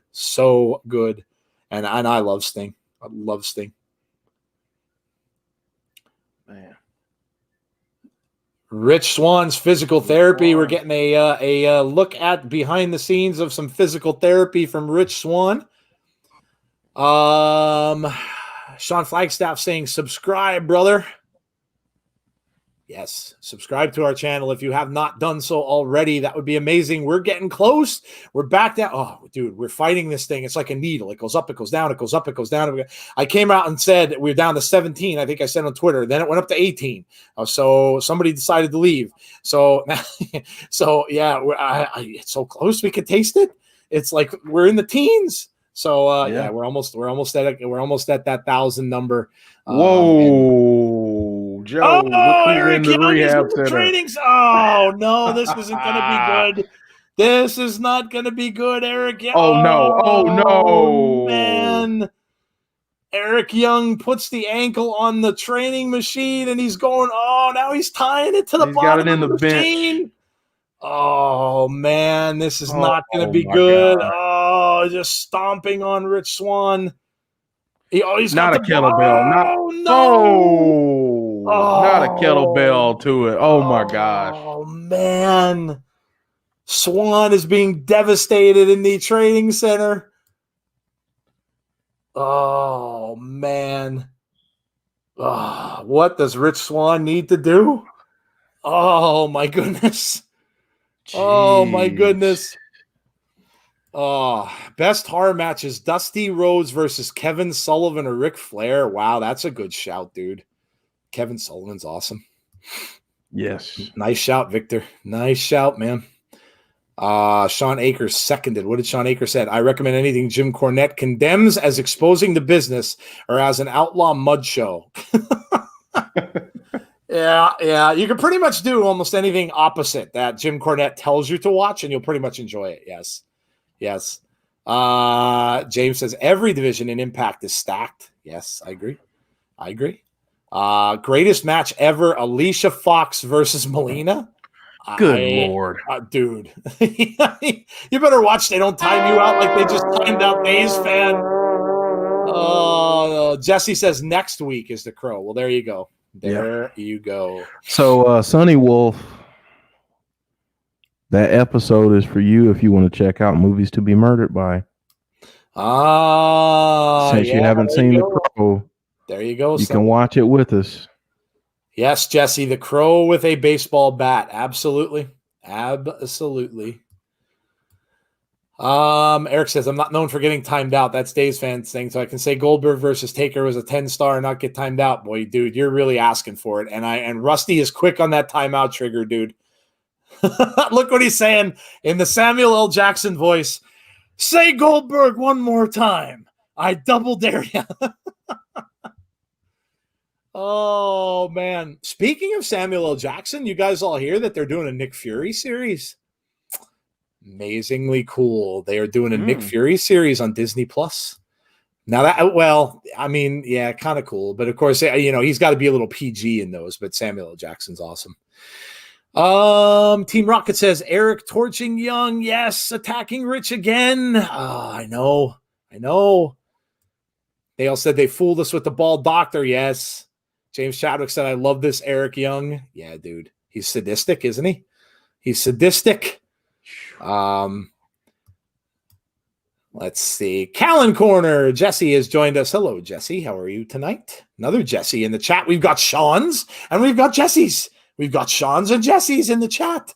Sean Aker, in all seriousness, can anyone name a classic Goldberg match other than 91, the WCW from Hogan in Atlanta on Nitro? That's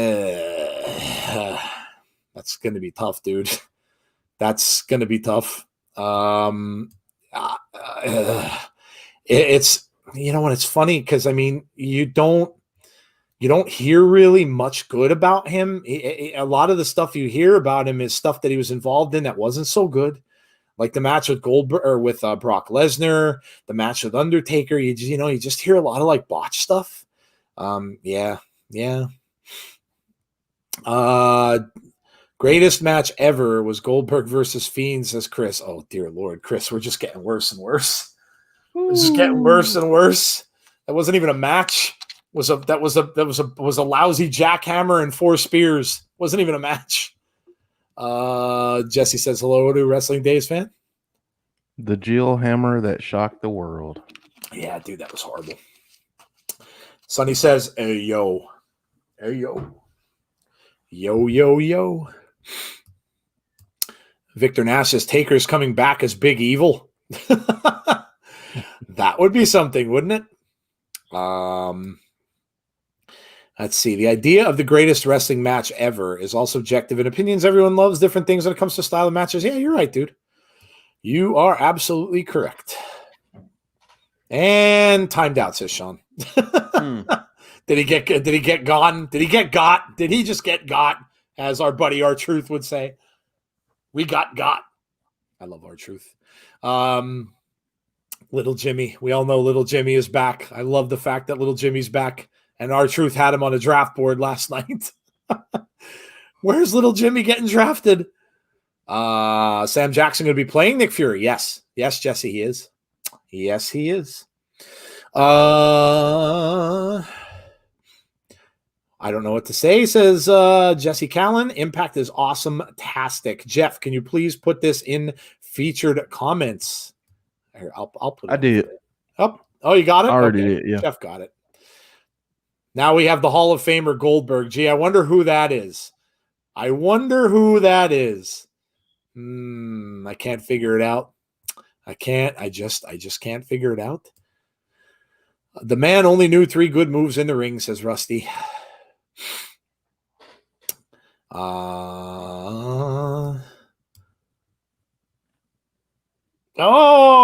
shot to Hulk Hogan? The big LG goes, listen up, brother. A little shot to the Hulkster.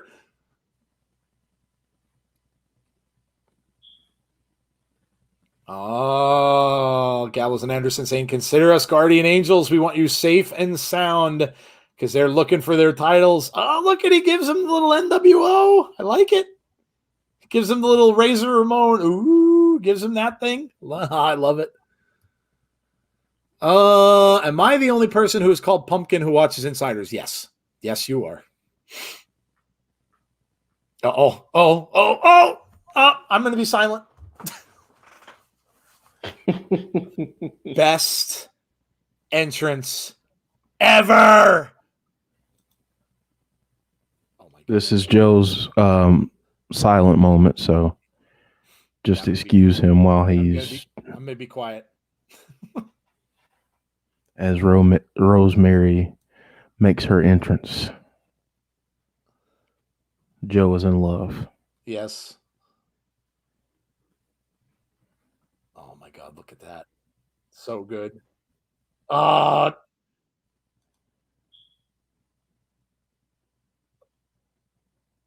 can't speak. I'm flabbergasted. Now you see, Chris, this is when you say someone's drooling. Like that's what Joe's doing right now. I am.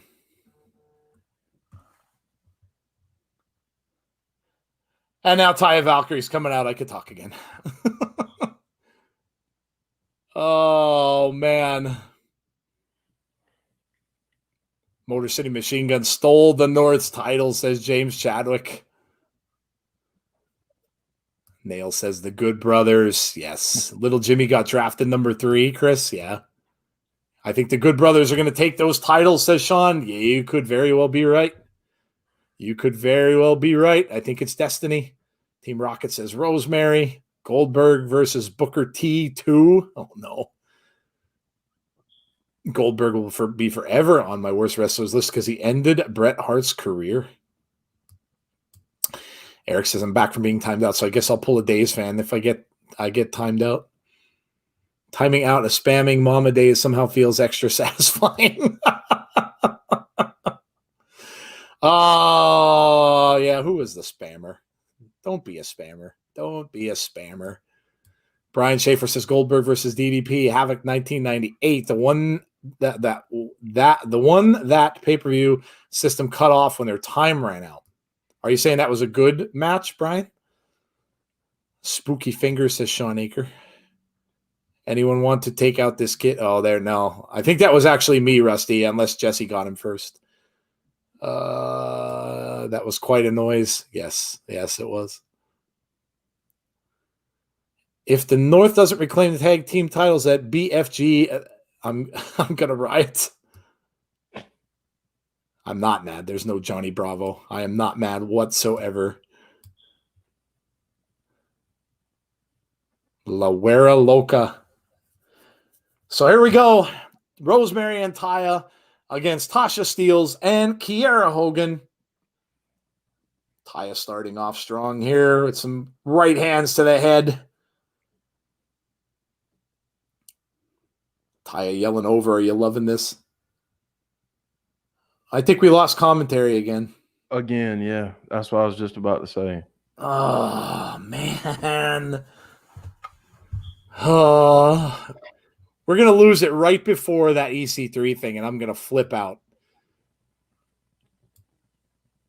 The Fiend is my no talking entrance, says Team Rocket. Yeah, dude.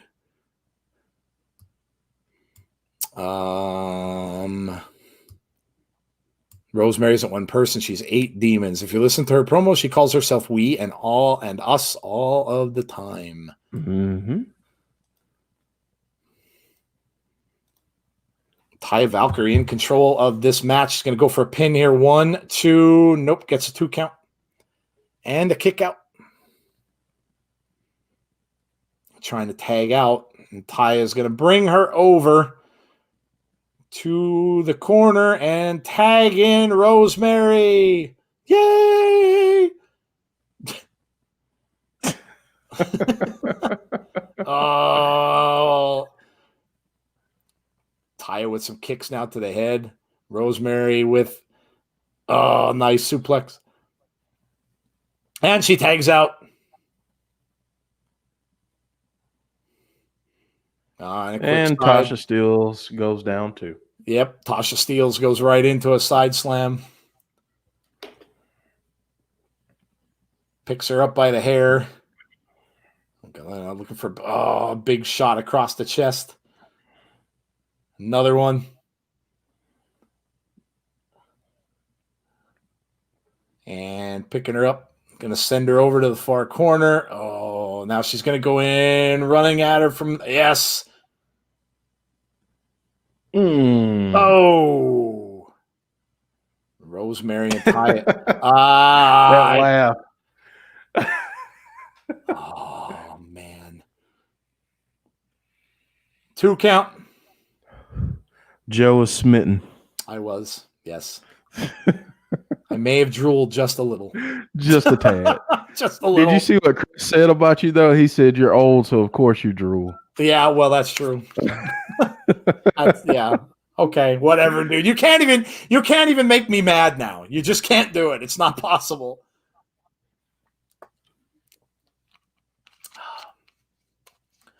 Oh, dude, this is amazing right here. That is amazing. That move right there is amazing. The fact they interrupted it really upsets me, but that move is amazing. Rosemary now in a little bit of trouble. Tasha and Kiera tagging in and out very quickly now. Working together well as a team here. They're keeping her separated from Taya now. Goes over to the far corner, head off the top turnbuckle, and now being choked out in the corner. And we've got to remember, Kiera picked up a huge win over Taya a few weeks ago. She did, yeah. Yes, she did. Has a little bit of momentum. Rosemary tries to come at her, gets a drop toe hold and goes right into the bottom turnbuckle.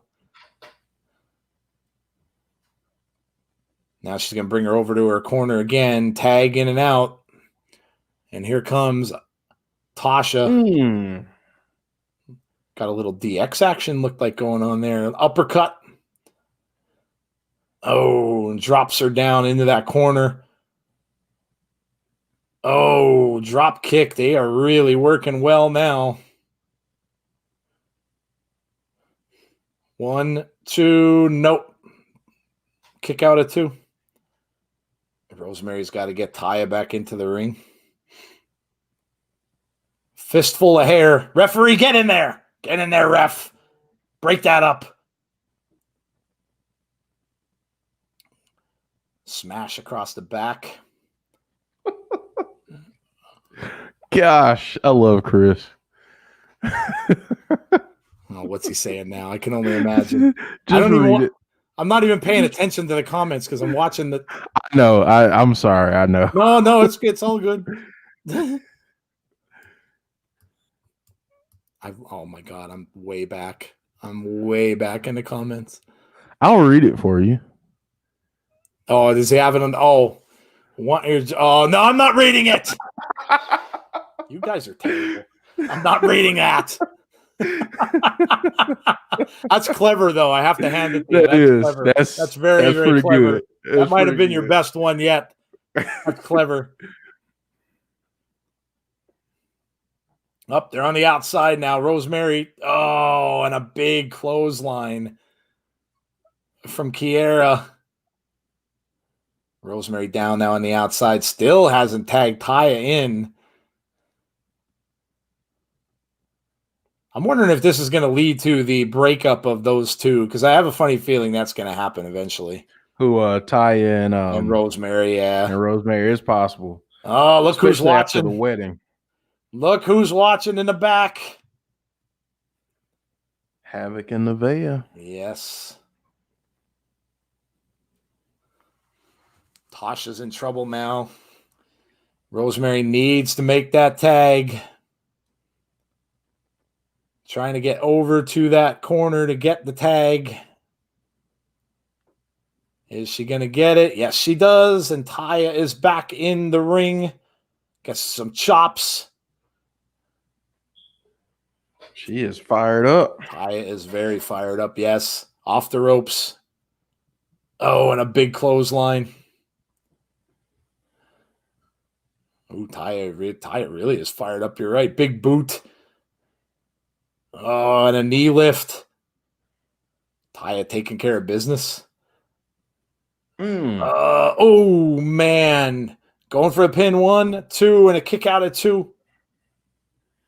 She wants to get that revenge on Kiera. Yes, she does. She's got her in a, it looks like a,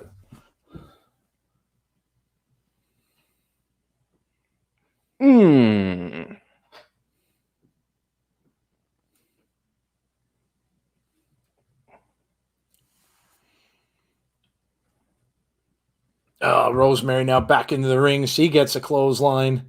Ty is down in the far corner. Oh, little poke in the eye. Little poke in the eye from Kiera. Now they've got Taya. They can't pull her out of the corner, though. Taya holding on to both of them. And now she kind of reverses. Oh, and she smashes them into each other. Taya now picking her up. Oh, big suplex. Taya goes over. Stomp. Rosemary down, still in the corner now. A tag into Rosemary coming back in. Kiera and Taya are in the ring now, but Rosemary's the legal person now as she tagged in. Oh, man. This is so weird without announcers. I know, man. It's so weird. I just need for them to get their stuff. Yeah, dude. They got to get that fixed, man.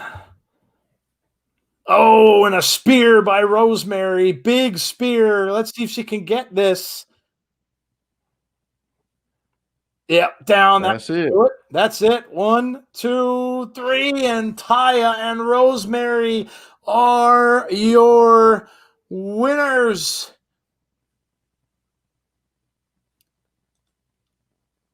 Ten out of 10. And this is Joe watching this match. I love it. Yes, 10 out of 10 now tonight for me. Oh, man. Joe, I'm going to have to take this call for work. I'm sorry. No, dude, go ahead.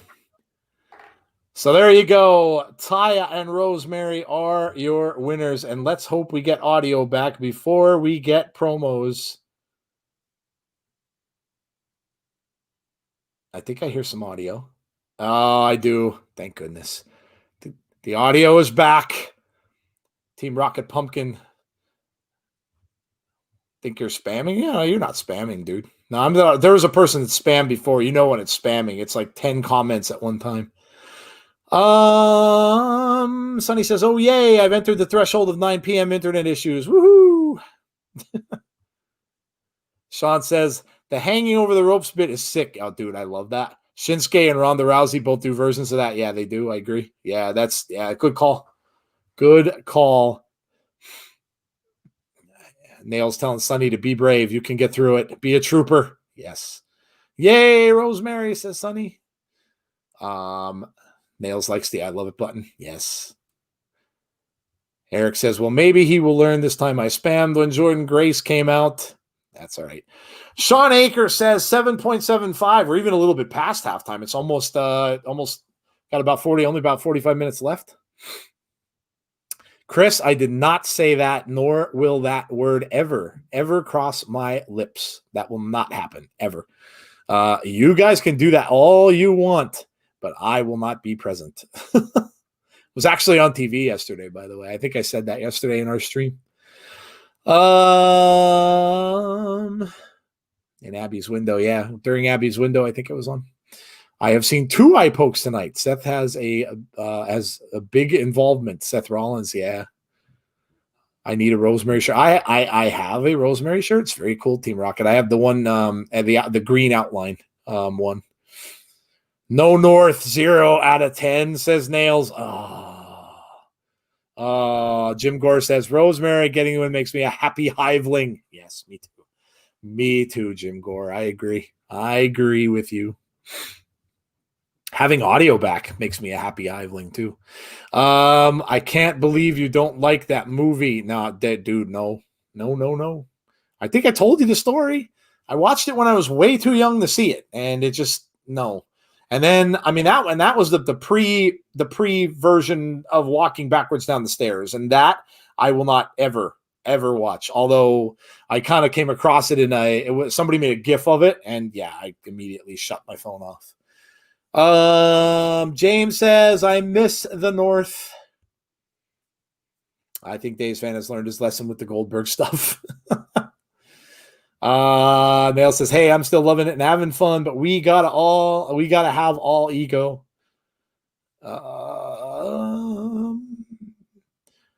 Me too, James. Remember when the North was on Impact? Good times. Sean says the eye poke is the great equalizer in pro wrestling. Works for a face or a heel. Yeah, it does. You don't see it used much. It's not something that's around anymore. It used to be a big thing in like the late 70s and the 80s. The eye poke was a big thing. Yeah, used to see it a lot. Ric Flair was real good at that. Ric Flair, the dirtiest player in the game. Hulk Hogan used to do an eye rake too. He did, yeah. Even as a face. Yep. What's going on with NWA tonight? Is the stream bad? I know some of you people said you were going to go check out NWA. Is the stream no good again? I know they were saying they were having problems with that NWA stream a couple weeks ago. Do you think that Impact will ever bring back the Knockouts tag titles? I don't see why not. I mean, they have a good enough women's division to handle it, James. So I don't see why not. I think it's something they could certainly do. I mean, I certainly wouldn't do it in like where you don't have the women established as much. I wouldn't take a chance doing something like that. It kind of just comes off as an extra title that you don't need. But yeah, I don't see why not. I mean, they have a great women's division. I think they could do it. Jerry Lawler used to do it all the time too. Chris says, yeah, he did. Yep. He took down the stream because he can't connect. Only has. Oh, okay. I thought there was something going on with the NWA part of it. I thought they were having problems again because I know they were having problems before.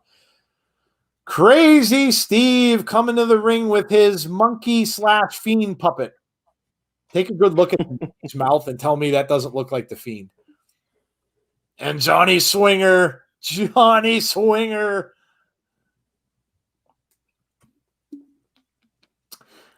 I love how they're still doing the Wrestle House stuff. Yeah. Like even though it's not going on anymore, they're still taking a lot of these people that they established in there and they're still having matches with them. I think it's great. Look at Johnny Swinger's entrance stuff. It's like all 80s stuff. It's got neon and everything in it. That's awesome. Look at I'm telling you, look at that puppet. Look at that puppet. It's a fiend monkey. The Deaners have been in Impact TNA since 2009. Wow, dude. The Deaners giving Crazy Steve a beer. He's loving it. He likes the beer.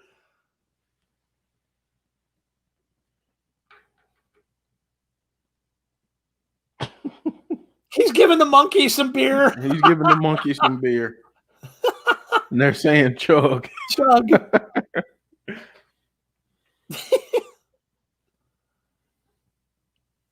Johnny Swinger's tagging in now. He wants to get this thing started. He's telling everybody to be serious. Crazy Steve's 100-something years old, so I think he did it. Yeah. Yeah, I guess he would have, huh? Sean says Hulk Hogan was always as a heel with his hot dogging and grandstanding, always stealing the shine from others when it was their moment, a.k.a. Savage winning the title at Mania 4. Ooh, Sean is not a Hulkster fan. Sean is not a Hulkster fan. Sean, not a Hulkamaniac.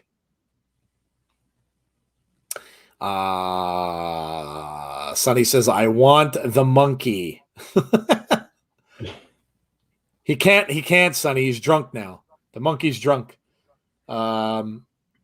Crazy Steve is legally blind. FYI, yeah, I did read that. Yeah, that's crazy. Someone go steal the monkey for our wolf. The only two things make me laugh in Impact: Crazy Steve now and the dog plushie. Says Team Rocket. Crazy Steve looking, like I said, I like the makeup. He's looking a lot like the Joker. His green hair, the lipstick. I like it. I dig it. I demand monkey politely. Thank you, says Sonny. I think it's supposed to be one of those. It's supposed to be one of those. Does it even have? Oh, the monkey just fell over. I just saw it fall over. Oh, the monkey's drunk. He fell over. He's wasted. The monkey's wasted. I think that's supposed to be like one of those banging cymbal monkeys, isn't it? Yeah. Like those monkeys that have the banging cymbals. Yeah. What the hell's Johnny Swinger going for? Oh, he has his fanny pack. What's he going for? What's in the fanny pack? The referee's trying to check it. Now he throws it away. Oh, no, he's got the monkey. No, Crazy Steve grabs the monkey. What is going on in this match? Oh, Johnny Swinger just took a massive DDT, and that's going to be it. 2, 3, it's over. Johnny Swinger, you must learn your lesson. Never mess with another man's monkey. There you go. Don't mess with the monkey. The more you know. That's yes. Yes.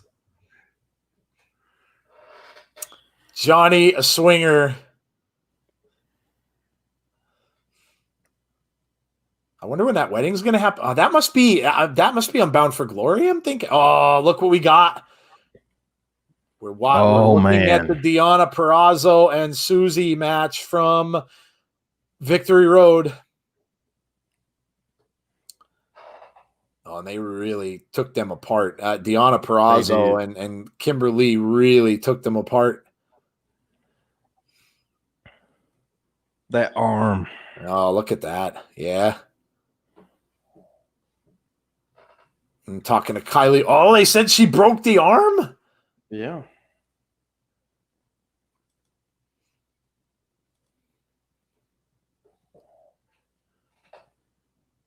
I just watched Deonna break the arm of my best friend Susie again. Kimberly was holding me back. I couldn't do anything. Ooh, Kylie's pissed. Yeah, Kylie's mad. Kylie's mad.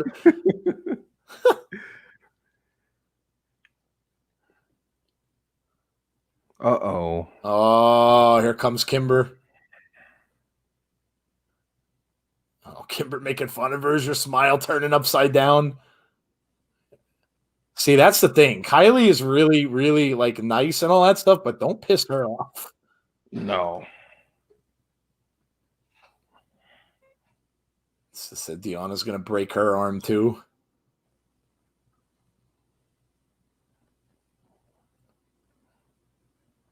You don't know Susie all that well. Susie said, we knew that was coming. Kylie Ray snaps, beating up on Kimberly. She's pissed. Oh, no, look at now. She doesn't know what she did.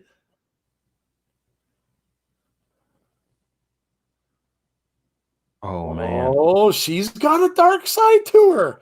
Oh, is that interesting? What, dude? What if the both of them like turn into like two dark characters? That would be amazing. Oh, how cool would that be? If Kylie turned into like a dark character, that would be awesome. Absolutely. Sean Akers says, dude, that would be awesome. Sean Akers says, I was a child, but as an adult, I see that Hulk Hogan was always a heel, but I did take my vitamins. I did say my prayers when Hulkamania was running wild. Hindsight is 2020. Yeah. Yeah. Rusty says one man should never touch another man's monkey. True words. Truer words have never been spoken. Yes. Kylie angry, says Nails. Yes, yes. Don't make Kylie mad. Yeah, that's not good. She's got a bit of a dark side there. Yes. Sunny Wolf says, where's Bates? I know. He always misses her. I'm pretty sure he didn't want to see her get beaten down like that. So great stream, says Dave's fan. Thanks, dude. Again, I will say, for those of you who are watching our show from elsewhere and you are not on the YouTubes with us, and I see a lot of you are, but if there are people that are out there watching, make sure you go and you hit the subscribe button to our channel. Come over to YouTube, hit that subscribe, hit that notification button, and you will get notified of when we have all of our shows. So please do that. Also, if you remember, please like the video tonight as well. Please share it also if you have other people who could not watch or you think might be interested in our content. Please do us that favor and do that as well. Team Rocket says, well, Su Yung and Susie are two dark characters for one person. Yeah, they both are kind of dark. Yes. Susie's not really the dark one, but they both could be. Yeah, they both could be. What are we showing here? We got some kind of video game commercial. What in the heck is this? This looks like a... No, this is the Army.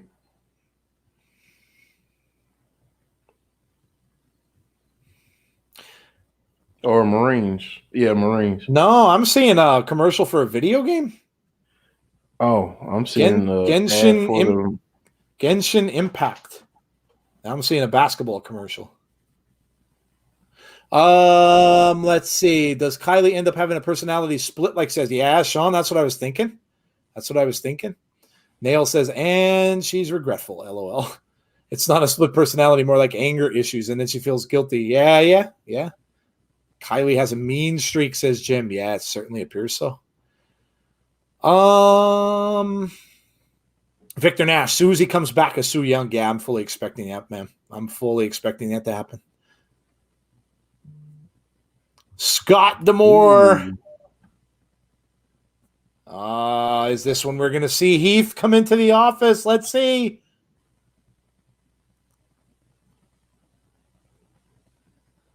There he is.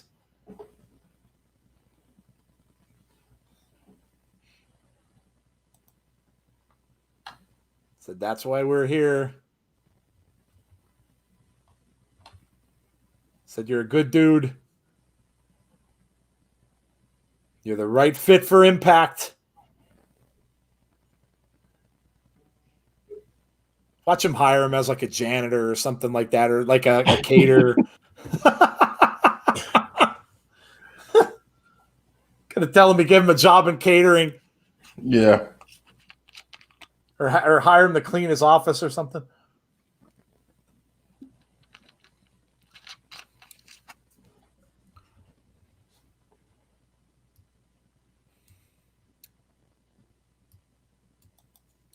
Nails doesn't want to make Kylie a spooky Kylie. Look at him. He's telling him Heath for him. He's giving him all compliments. Heath for Impact is so good, he said. So social media is getting lit up. Sid said getting something on paper is the hard part. I want to get something written down.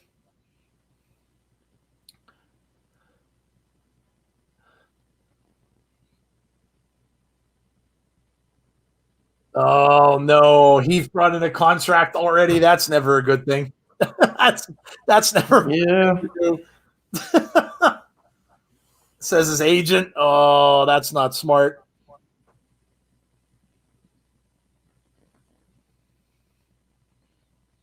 So this is a lot of paper, a lot of good things, a lot of legal things. It's a lot of zeros.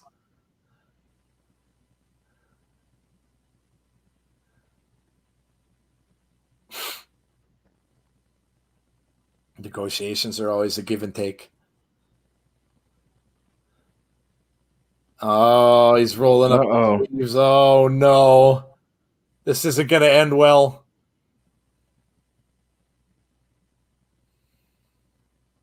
Is there you want to fight me?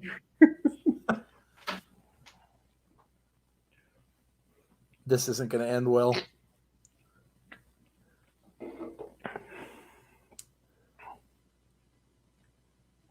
He said, you're a great talent, but you can't be serious.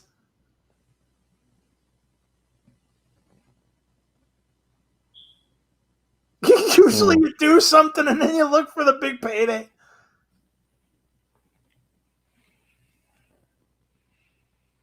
You could do that here, but not with this.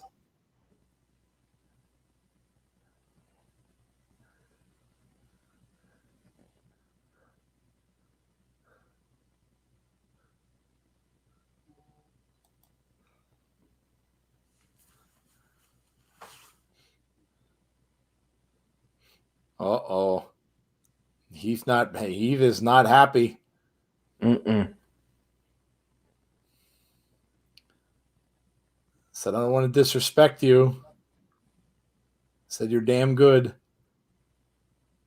But it's not like you won an Olympic gold medal. Oh. Earn it, and then you're going to get it. Oh, he's taking the glasses off.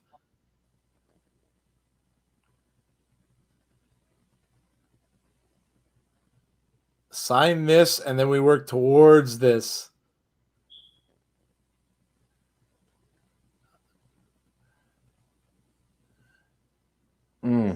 Oh, I never was a Sunday morning jobber.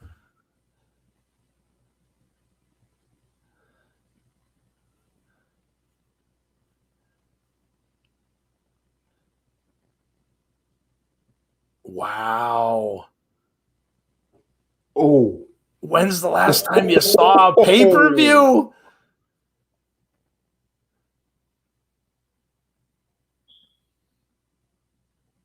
Oh, no.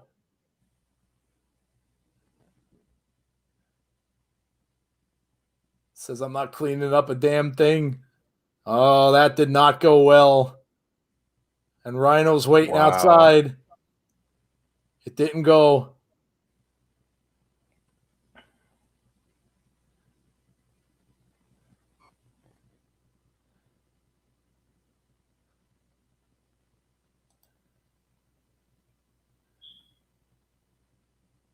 Oh. Wow. When I was on Raw with McIntyre, they offered me a deal?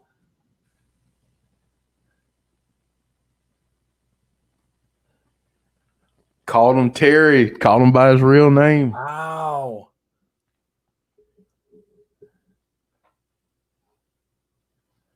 Wow. Yo, man. Oh, EC3. Says, congratulations. You controlled your narrative.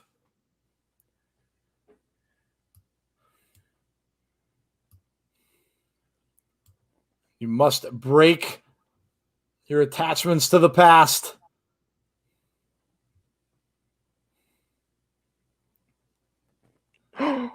Oh! Moose.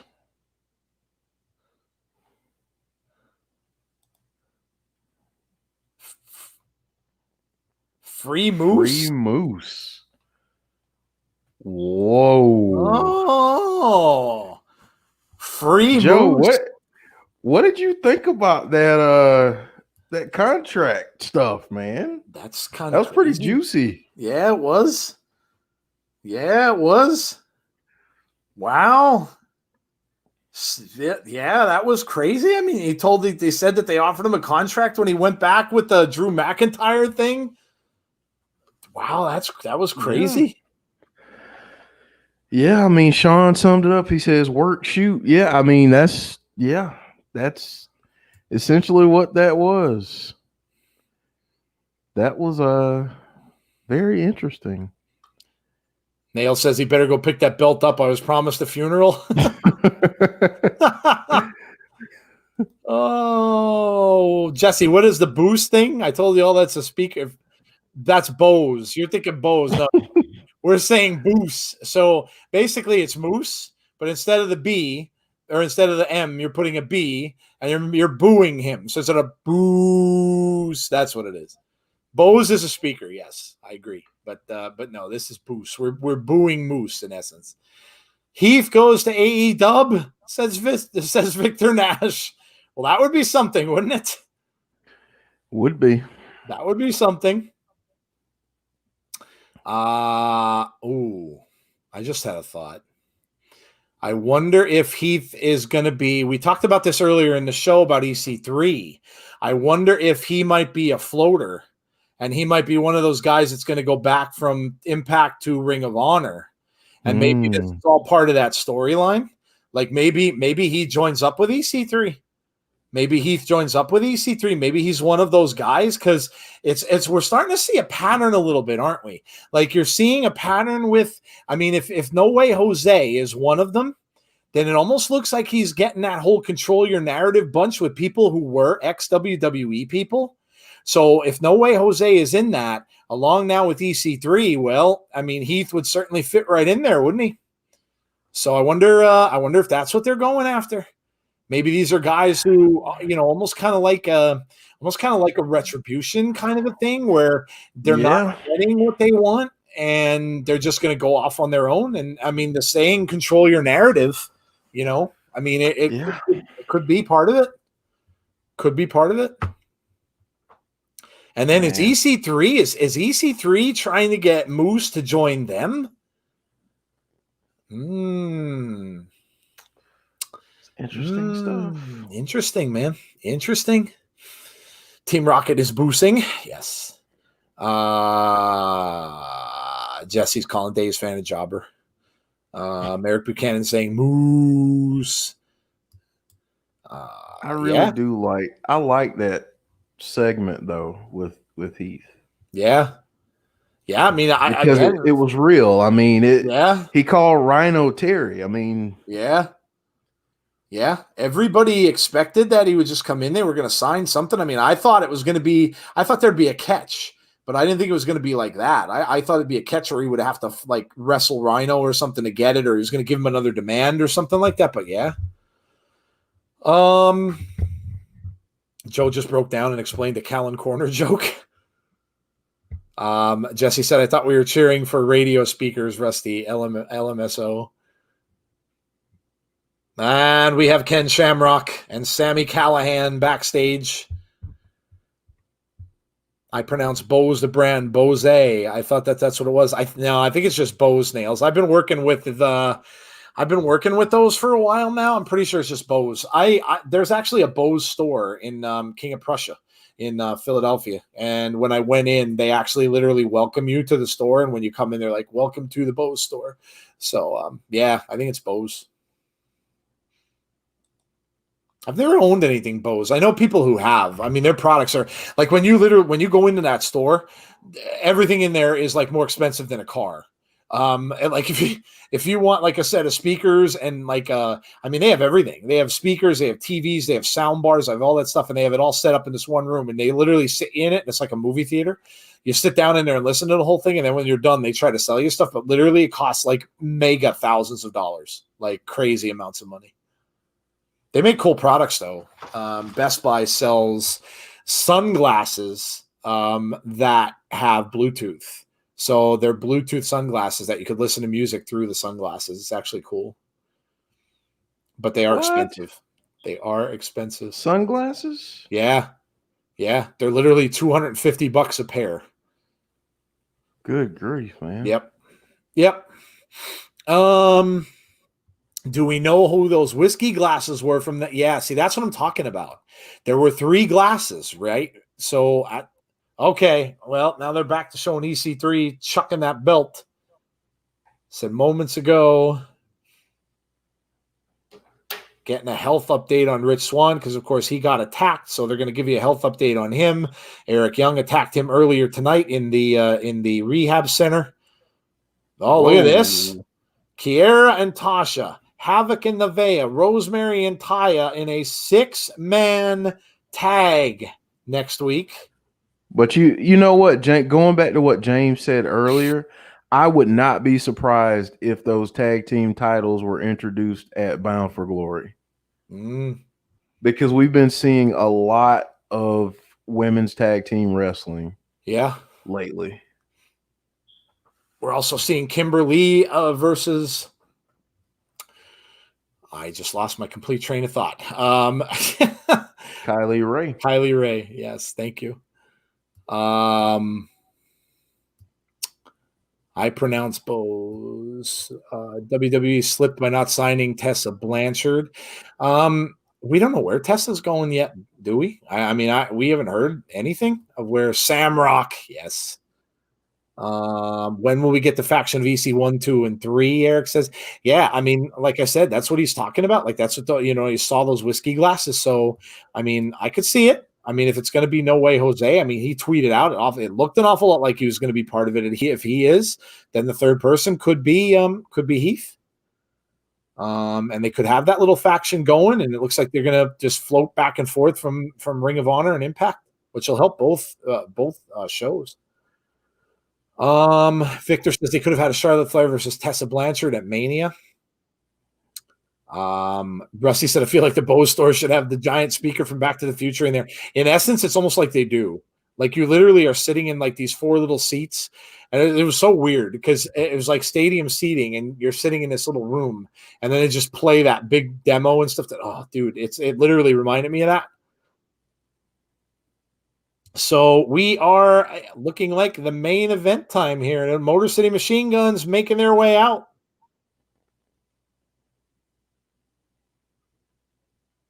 Chris Sabin and Alex Shelley are in the ring now. And, of course, against Ace and Fulton.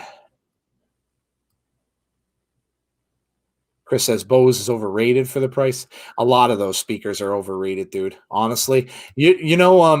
What is it? Beats? Beats, like the headphones and stuff like that. You literally want to know how much that costs them to make. You'll probably cry if you've ever bought a pair. $24. Literally $24 to make a pair of Bose headphones. Yep. $24 in parts. So you are essentially paying Bose. I'm sorry. You're essentially paying Beats for advertising, signing guys like LeBron James and all that. You're paying all that to them. But yeah, they're charging you $300, $200-$300 for a set of headphones that cost them literally $20 to make. It's crazy. You guys really know how to bring down the fun changing booing someone to speaker talk. Speaker talk's fun.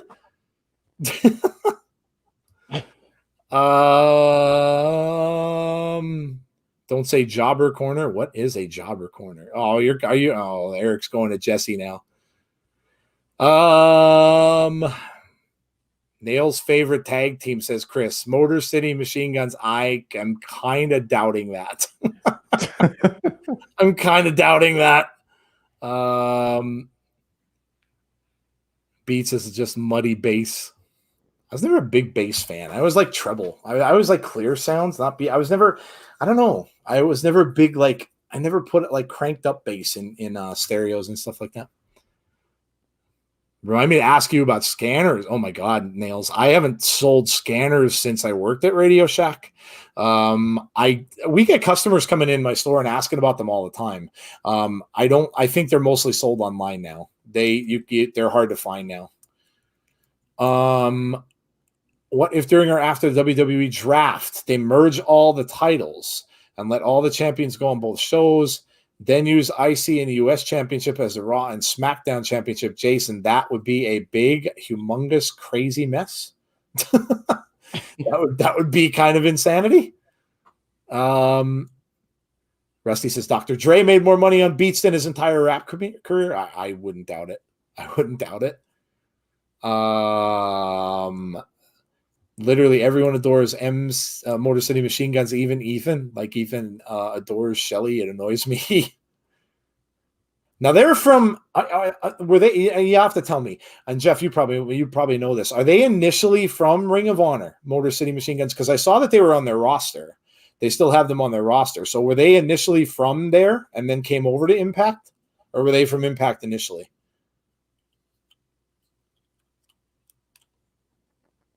It's a good. I'm thinking back. I think they were in Ring of Honor first. Okay. Chat can let me know. I mean, they go back to TNA days. Okay. All right. Okay. I just wasn't sure where they initially came from, because I saw that they're on Ring of Honor. I was looking at Ring of Honor's roster today, and I saw that they're on. They're on their roster. James Chadwick says Impact first, then Ring of Honor. Okay. Okay. Yeah, they go way back.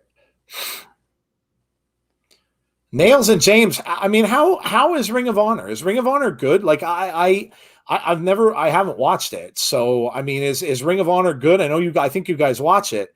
I mean, I may have tuned in once or twice, but I haven't watched it recently. I mean, is it good?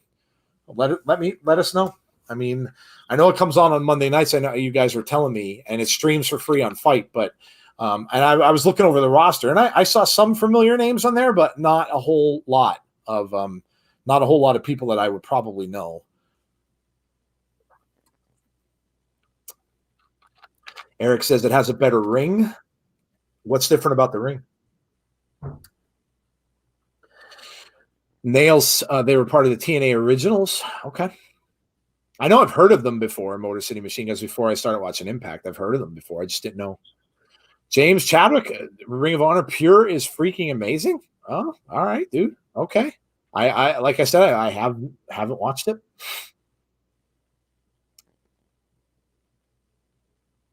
Yeah, it's been a while since I've watched Ring of Honor, but it's when I used to watch it a lot. I mean, I loved it. So we're watching Ring of Honor Pure, so it's not what it normally is, but it's awesome. 1 hour, 2 matches for a tournament of pure wrestling, like Real Rules. Oh, okay. All right. Jason says the Ring of Honor Pure tournament is great if you like old school wrestling. Okay. Well, I mean, I kind of do. We're underway in our main event now. They can only have 3 rope breaks, no closed fists, etc. Oh, okay. So they actually follow rules. Well, that's interesting. Okay. Okay. I might have to give it a shot. I might have to check it out. Although I have no time to do anything, but I might have to give it a shot. There's just so much wrestling on nowadays. Yeah, I agree. It's crazy. It's absolutely crazy. People certainly can't say they don't have choices, right? They cannot say they don't have choices, because man, oh man, there are a ton of choices out there. I mean, practically the only day that doesn't have wrestling on it now is what, Thursday? I mean, it's practically the only pretty day. much. Yeah, that wrestling isn't on. Somebody should go and put a show on Thursday. They really should. James says on Fight TV for free every Monday hour before Raw. Yeah. Nail said to me, mentioned it to me yesterday. I mean, I'm gonna have to check it out. Always open to new things, guys. Always open to new things. It's cool to, look, I would never have watched Impact. I really wouldn't have. I would never have watched Impact if I didn't watch. If I wasn't doing the show, and you guys hadn't told me about it. Jeff mentioned how good it was. What, Impact? Yeah. Yeah.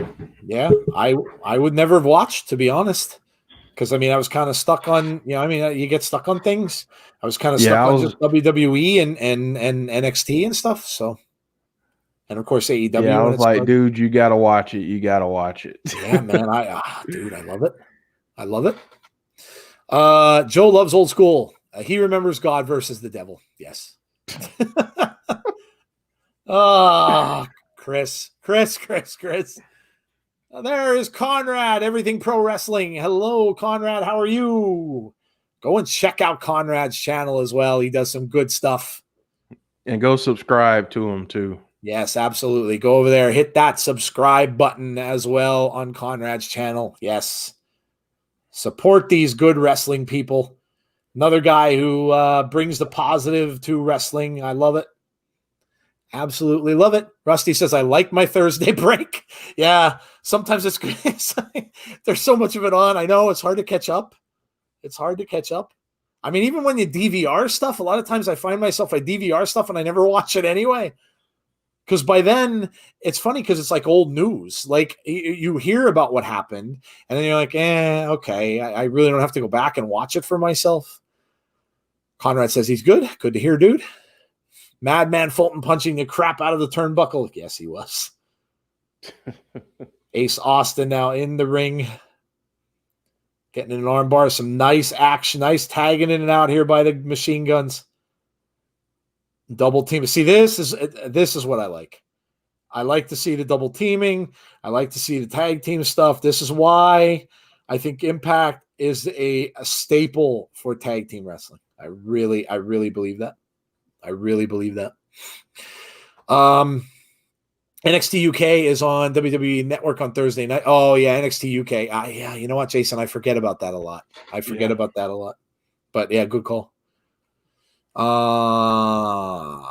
James says, Nails, I love these Impact streams. I love them too. I enjoy doing this. This is honestly my favorite stream of the week, and I'm not even gonna lie. It is my favorite stream of the week, and you guys make it that.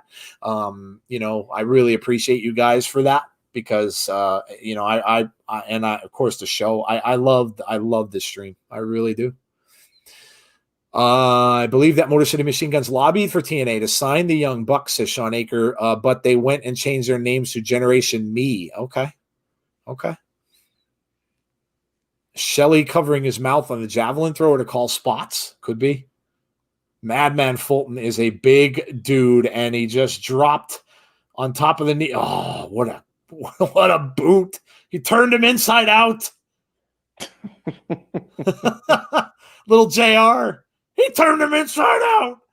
Yeah. I can't imitate JR. I'm not even going to try. JR is iconic, and I cannot do the JR sound. I'm just not Southern enough, and I wouldn't even attempt it. Team Rocket's playing something on Twitch on the Switch. Nice. What are you playing? At least for me, NXT UK is on at 8, so I can get an early night for one night a week. Yeah, dude. Yeah, it gets tough, doesn't it? It's tough sometimes. Then then things start to happen where you want to watch like other things sometimes. Like other things come on TV. You want to watch some other things like other shows and that kind of stuff, and it's hard because like it just gets hard to catch up to everything. What does Impact Wrestling need to do, says Conrad, to get some buzz around the company name? Fix the little glitches and technical stuff. Yeah, great call, Jeff. Yeah. That's the one big thing because you only get so many chances in front of audiences to really take advantage. So that's one of the huge things that they've got to do is clear that up. And honestly, I feel like they probably need to get on a more accessible network. I think Access has been great for them, but I think they need to look at something else. Yeah, good. Yeah, both great calls. Both great calls. Answer Conrad's question, guys. I mean, it's a legit question. You guys are all James Chadwick, Nails. You guys that have been watching Impact for a long time, let them know what you think. And yeah, I agree with both Jeff's points. We saw the technical stuff on Saturday during Victory Road. We saw the lag, and tonight again, we saw it again where there was no audio. And it's been going on and off the whole entire time. So, yeah, those little technical things, especially at the beginnings of the show, when you want to catch somebody and bring somebody in, they start off well enough. We always say that. They start off with great matches. But when you don't have stuff going on and you're missing that little detail of the audio and stuff and no announcers or anything like that, it's not a good look. It's just not a good look. Nail said they need to book the Karate Man. Oh, we get to see the Karate Man, by the way, at Talkin' Shopomania 2. I cannot wait for that, dude. I am so gonna be psyched. so awesome. So psyched about that. She says also fix the technical issues, pay Ethan more, of course. Give Josh his title shot, women's tag titles, sign Heath and Boo Moose. Well, there you go. There's the list. There's the list. Karate Man is the way, says Conrad. Yes, yeah. Dude, that vignette he did was fire. Oh my God, it was fire. The best thing I saw since Kung Pao Legend of the Fist. I like the fact that he may end up fighting Jason Voorhees or whoever's playing, whether that's Doc Gallows and this guy named the Torturer is wearing a Jason Voorhees mask. So, I mean, we get a fight between the Karate Man and Jason Voorhees. Oh, dude, I'm so in. I mean, Joe, what are some of the other networks? I mean, obviously, let's take USA, let's take Fox, let's take TNT out of it. Yeah. What's another station that you feel like they could go on that maybe isn't as known for wrestling, but is a popular network? I mean, around me, they have an all sports Comcast channel. So maybe something like that. I mean, they do mostly all Philly sports, but I know there's a New York sports station as well that's similar to that. But maybe they want to look into something like that. But I know, like, you have other channels that would maybe look at it. Oh my goodness. How about they show the dark side of the ring? How about Vice? I feel like that. I think that's more accessible to people, and it's edgy. Like when you think of Vice, you think of like edgy content. Yeah. So yeah, I like that. We've got Dallas Stars fans saying TBS, which, I mean, with Dynamite being on TNT, I doubt that they want to. Yeah, they're sister networks. Networks, so they wouldn't be. Jason says he needs to move back to Paramount Network with the 6-sided ring and Ultimate. I don't know if they'll ever go back to that, but I mean, Paramount Network might be a possibility. Rusty says Turner. Yeah, but see, you have Dynamite there. So I don't think, I mean, I'm sure AEW probably has some sort of exclusive with them.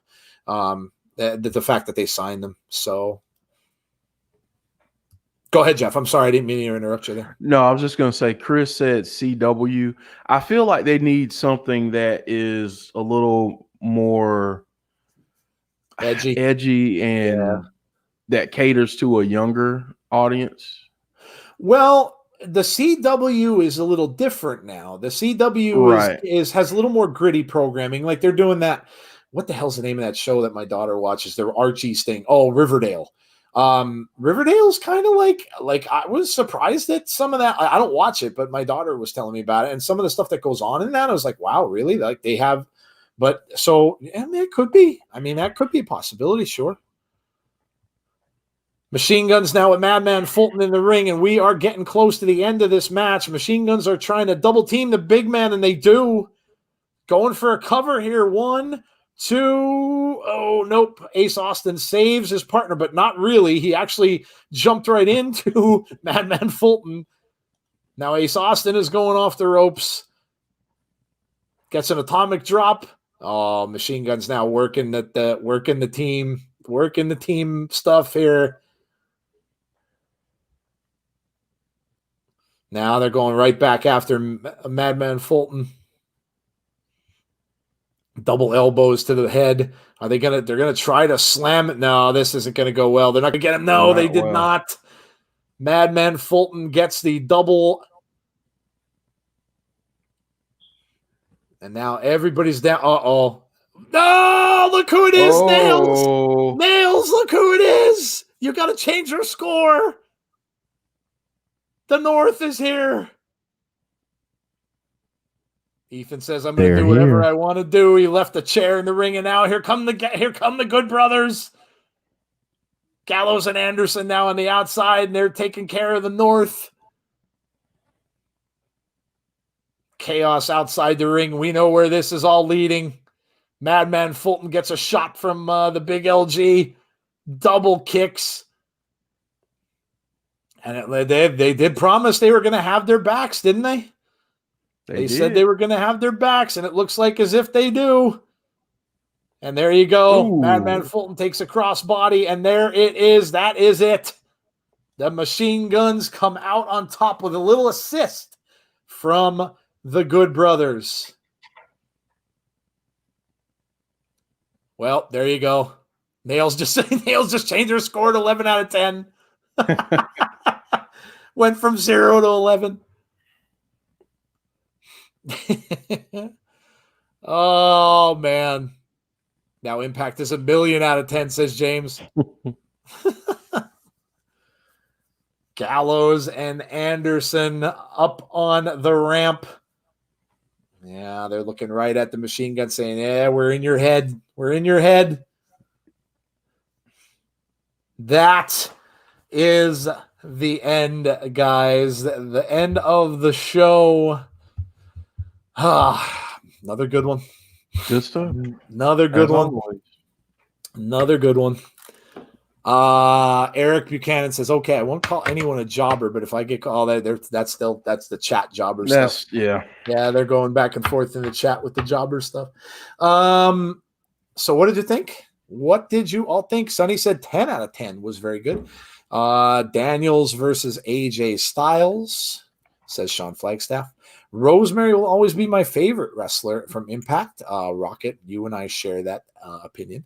Victor Nash, IFC. Oh, good call. I was thinking of that too. Good call for our question earlier about where they should go. IFC is another one. That's a good call though, because IFC is edgy enough where they'll play movies and they don't cut them. The movies on IFC are uncut. So if you see anything on there, you'll hear the cursing. You'll hear, if it's a horror movie, you'll see the blood and guts. So that's a good call. That's a good shout, dude. Days Fan says, great stream. Thanks, dude. Thank you. Sean said, it is not Ultimate X, my bad. Brandon Barnes gave it a 10 out of 10. Eric says, amazing stream. Thanks, dude. Appreciate that, man. Chris says 8.5 out of 10. Eric says 8 out of 10. Sunny Wolf says Rosemary is pretty cool. Jeff popped up the North on the screen. There you go. Sean Aker says, be respectful of Eric. He's an enhancement talent and not a jobber. Nail said, I love that guy in the black shirt at the end there. Sean says, sorry, 8.5 out of 10 for Impact. No problem, dude. Sean Aker says 8. Eric says, I will, Sean, unless that's just the jobber stuff. Team Rocket says 11 out of 10 because Rosemary and Sammy Callahan appeared. Very cool. Victor says I give it a 7. I'm already watching Impact in 60. Oh, that's all right, dude. No problem. Awesome stream, as always, says Sunny. Friendship, love, and virtual hugs all around. Awesome stream, guys, says Chris. Thanks, dude. Really appreciate that. You guys make it awesome. Really. You really do. And again, I always say this, if it weren't for you, wouldn't be fun for me, or Jeff, I'm sure. But you guys, you guys make the streams, man. Conrad, thanks for the compliment. Insiders always come with the dope streams. Really appreciate that, dude. Like I said, guys, check out Conrad's channel. Go and sub to his channel as well. He does some great stuff also. Nail said, I wanted a funeral. Yeah, we didn't get the funeral, did we? We just got the toss of the belt. We didn't get the funeral. Hey, Jody popped in. Sorry I'm late. Just got home from work. No worries. Everybody's got to work, but thank you for popping into the stream, Jody. How are you? Hope you're doing well. Jim Gore says 10 out of 10. Rosemary wins. Yes. Sean said no funeral tonight. Boo. Yeah, we didn't get it. You're right. We didn't get it. Time for the NBA Finals, says Victor Nash. Yeah, I'm going to have to go watch my Dodgers play. They are starting their second round playoff series. Misty A. Perk says 8 out of 10. Love the stream. Won't buy Beats in the future. If you learned anything from tonight, don't waste your money on Beats. Yes. You know what? See, if we provide a little bit of a service, as far as a little bit of entertainment, there you go. You can't ask for anything more than that. Thanks for watching, Misty. Really appreciate that. Again, guys, before you leave tonight, make sure you hit the like on the video. If you're not already, subscribe to our channel. Make sure you are doing that. Like I said, we are inching closer to that 1K mark, that 1,000 sub mark. We are getting closer and closer and closer. And we promised you guys a stream when that happens, and we are going to do that. I'm not going to renege on that because that is a stream to celebrate you. So we are going to do that. So once we reach that milestone, we'll figure out what day. It'll probably be a Thursday, since that kind of seems like the day that we have open. So we will still do that when we hit 1K. And we, as long as something stupid doesn't happen like it happened last time, we will have that, because that is a celebration of you guys. Because without you guys, we wouldn't have subs. That's very true. Right? NBA is almost at halftime, says Conrad. James says 9.5 because of no TNA burial, I guess would have been a 10. Yeah, I don't know why they called that off. I wonder why they called that off. See you, Victor. Catch you next week. Yeah, man. We will see you next week. Thank you for joining. Jody said we need a party. Yeah, we're gonna do that. We're gonna do as soon as we can get these, whatever it is now, 18, 17. I don't know. As soon as we get that, we will definitely do that. We'll have everybody aboard. We'll talk to you guys. It's kind of just going to be no real, nothing really structured. We're just going to have. It's just going to be a celebration of our Insiders Army, as we like to call you guys. So yes. Jason said 8. If it would not be for this watch along in the fun community, I would have turned off Twitch earlier in the technical issues. Oh, well, thanks, dude. That's a very nice compliment. I appreciate that. I'm glad you stuck it out. I'm glad you stuck around. James Chadwick, it's 3 a.m. I'm off to sleep. Love you guys. Hey, man. Yeah, go and get some sleep. The 1K stream, Joe will read my promos. I can't promise that, dude. I can't promise that. All right. No TNA burial tonight, says. All right. So, yeah, guys, that is it for us. Thank you all for joining our stream. We really love having this. I really enjoy this stream. I know Jeff does too. Oh, well, before we go, Jeff, grade the show, man. I'm going to give it an 8.5 out of 10. I again, they continue to just they kill it every week. And obviously the technical issues in the beginning were frustrating. That's one of the areas, like I truly feel if they can clean some of that up. Yep. And I feel like they're headed in the right direction. The talent is there, the production is there, aside from the technical glitches, but the writing and all that stuff is on point. So everything else just has to match up now. I agree. Yeah. Great point. And yeah, I think I'm going to agree with you. I think I'm going to give it an 8.5 as well, which seems to be about where we are when I was looking at all the scores. Good night, Chris. But yeah, I'm going to give it an 8.5 as well. The technical stuff, they got to get that cleared up. They really, really do, because they've got a great product here and they've got to get that stuff cleared up. But I agree. All right, guys. So the rest of the week, tomorrow night, we have our podcast at 10:15. Please be sure to join us. For our podcast, we will have Gary with Gary's got some really good information this week. He's going to come to us with some stuff about Ali, some stuff about Bray Wyatt, So all of the big stuff, he's going to talk to us about that tomorrow. So he's going to have a really good audio that he's going to send us for tomorrow. Jeff and I will kind of discuss a lot of that stuff as well. We're going to talk about Retribution 2, and probably we'll also have our favorite things that we saw last week, which I'm sure probably may include something about Ali, I'm thinking. So yeah, join us for the podcast tomorrow night. And then on Thursday, join us for the draft. And if you guys want to get submissions in for the draft stuff, do so before tonight. Try to get them in as soon as possible. You leave here, you want to go do them, go ahead and get them in. But we can't really accept anything after tonight because it gets crazy then for Jeff. So make sure you guys get those submissions in for the draft show. That's going to be a lot of fun. And then we will see what happens after Thursday because I'm not sure yet. We don't know yet about Hot Tag, but we'll let you guys know what's going on there. So yeah, thank you guys so much for joining us. Really, really appreciate all of you. And hope to see you all again tomorrow for the podcast.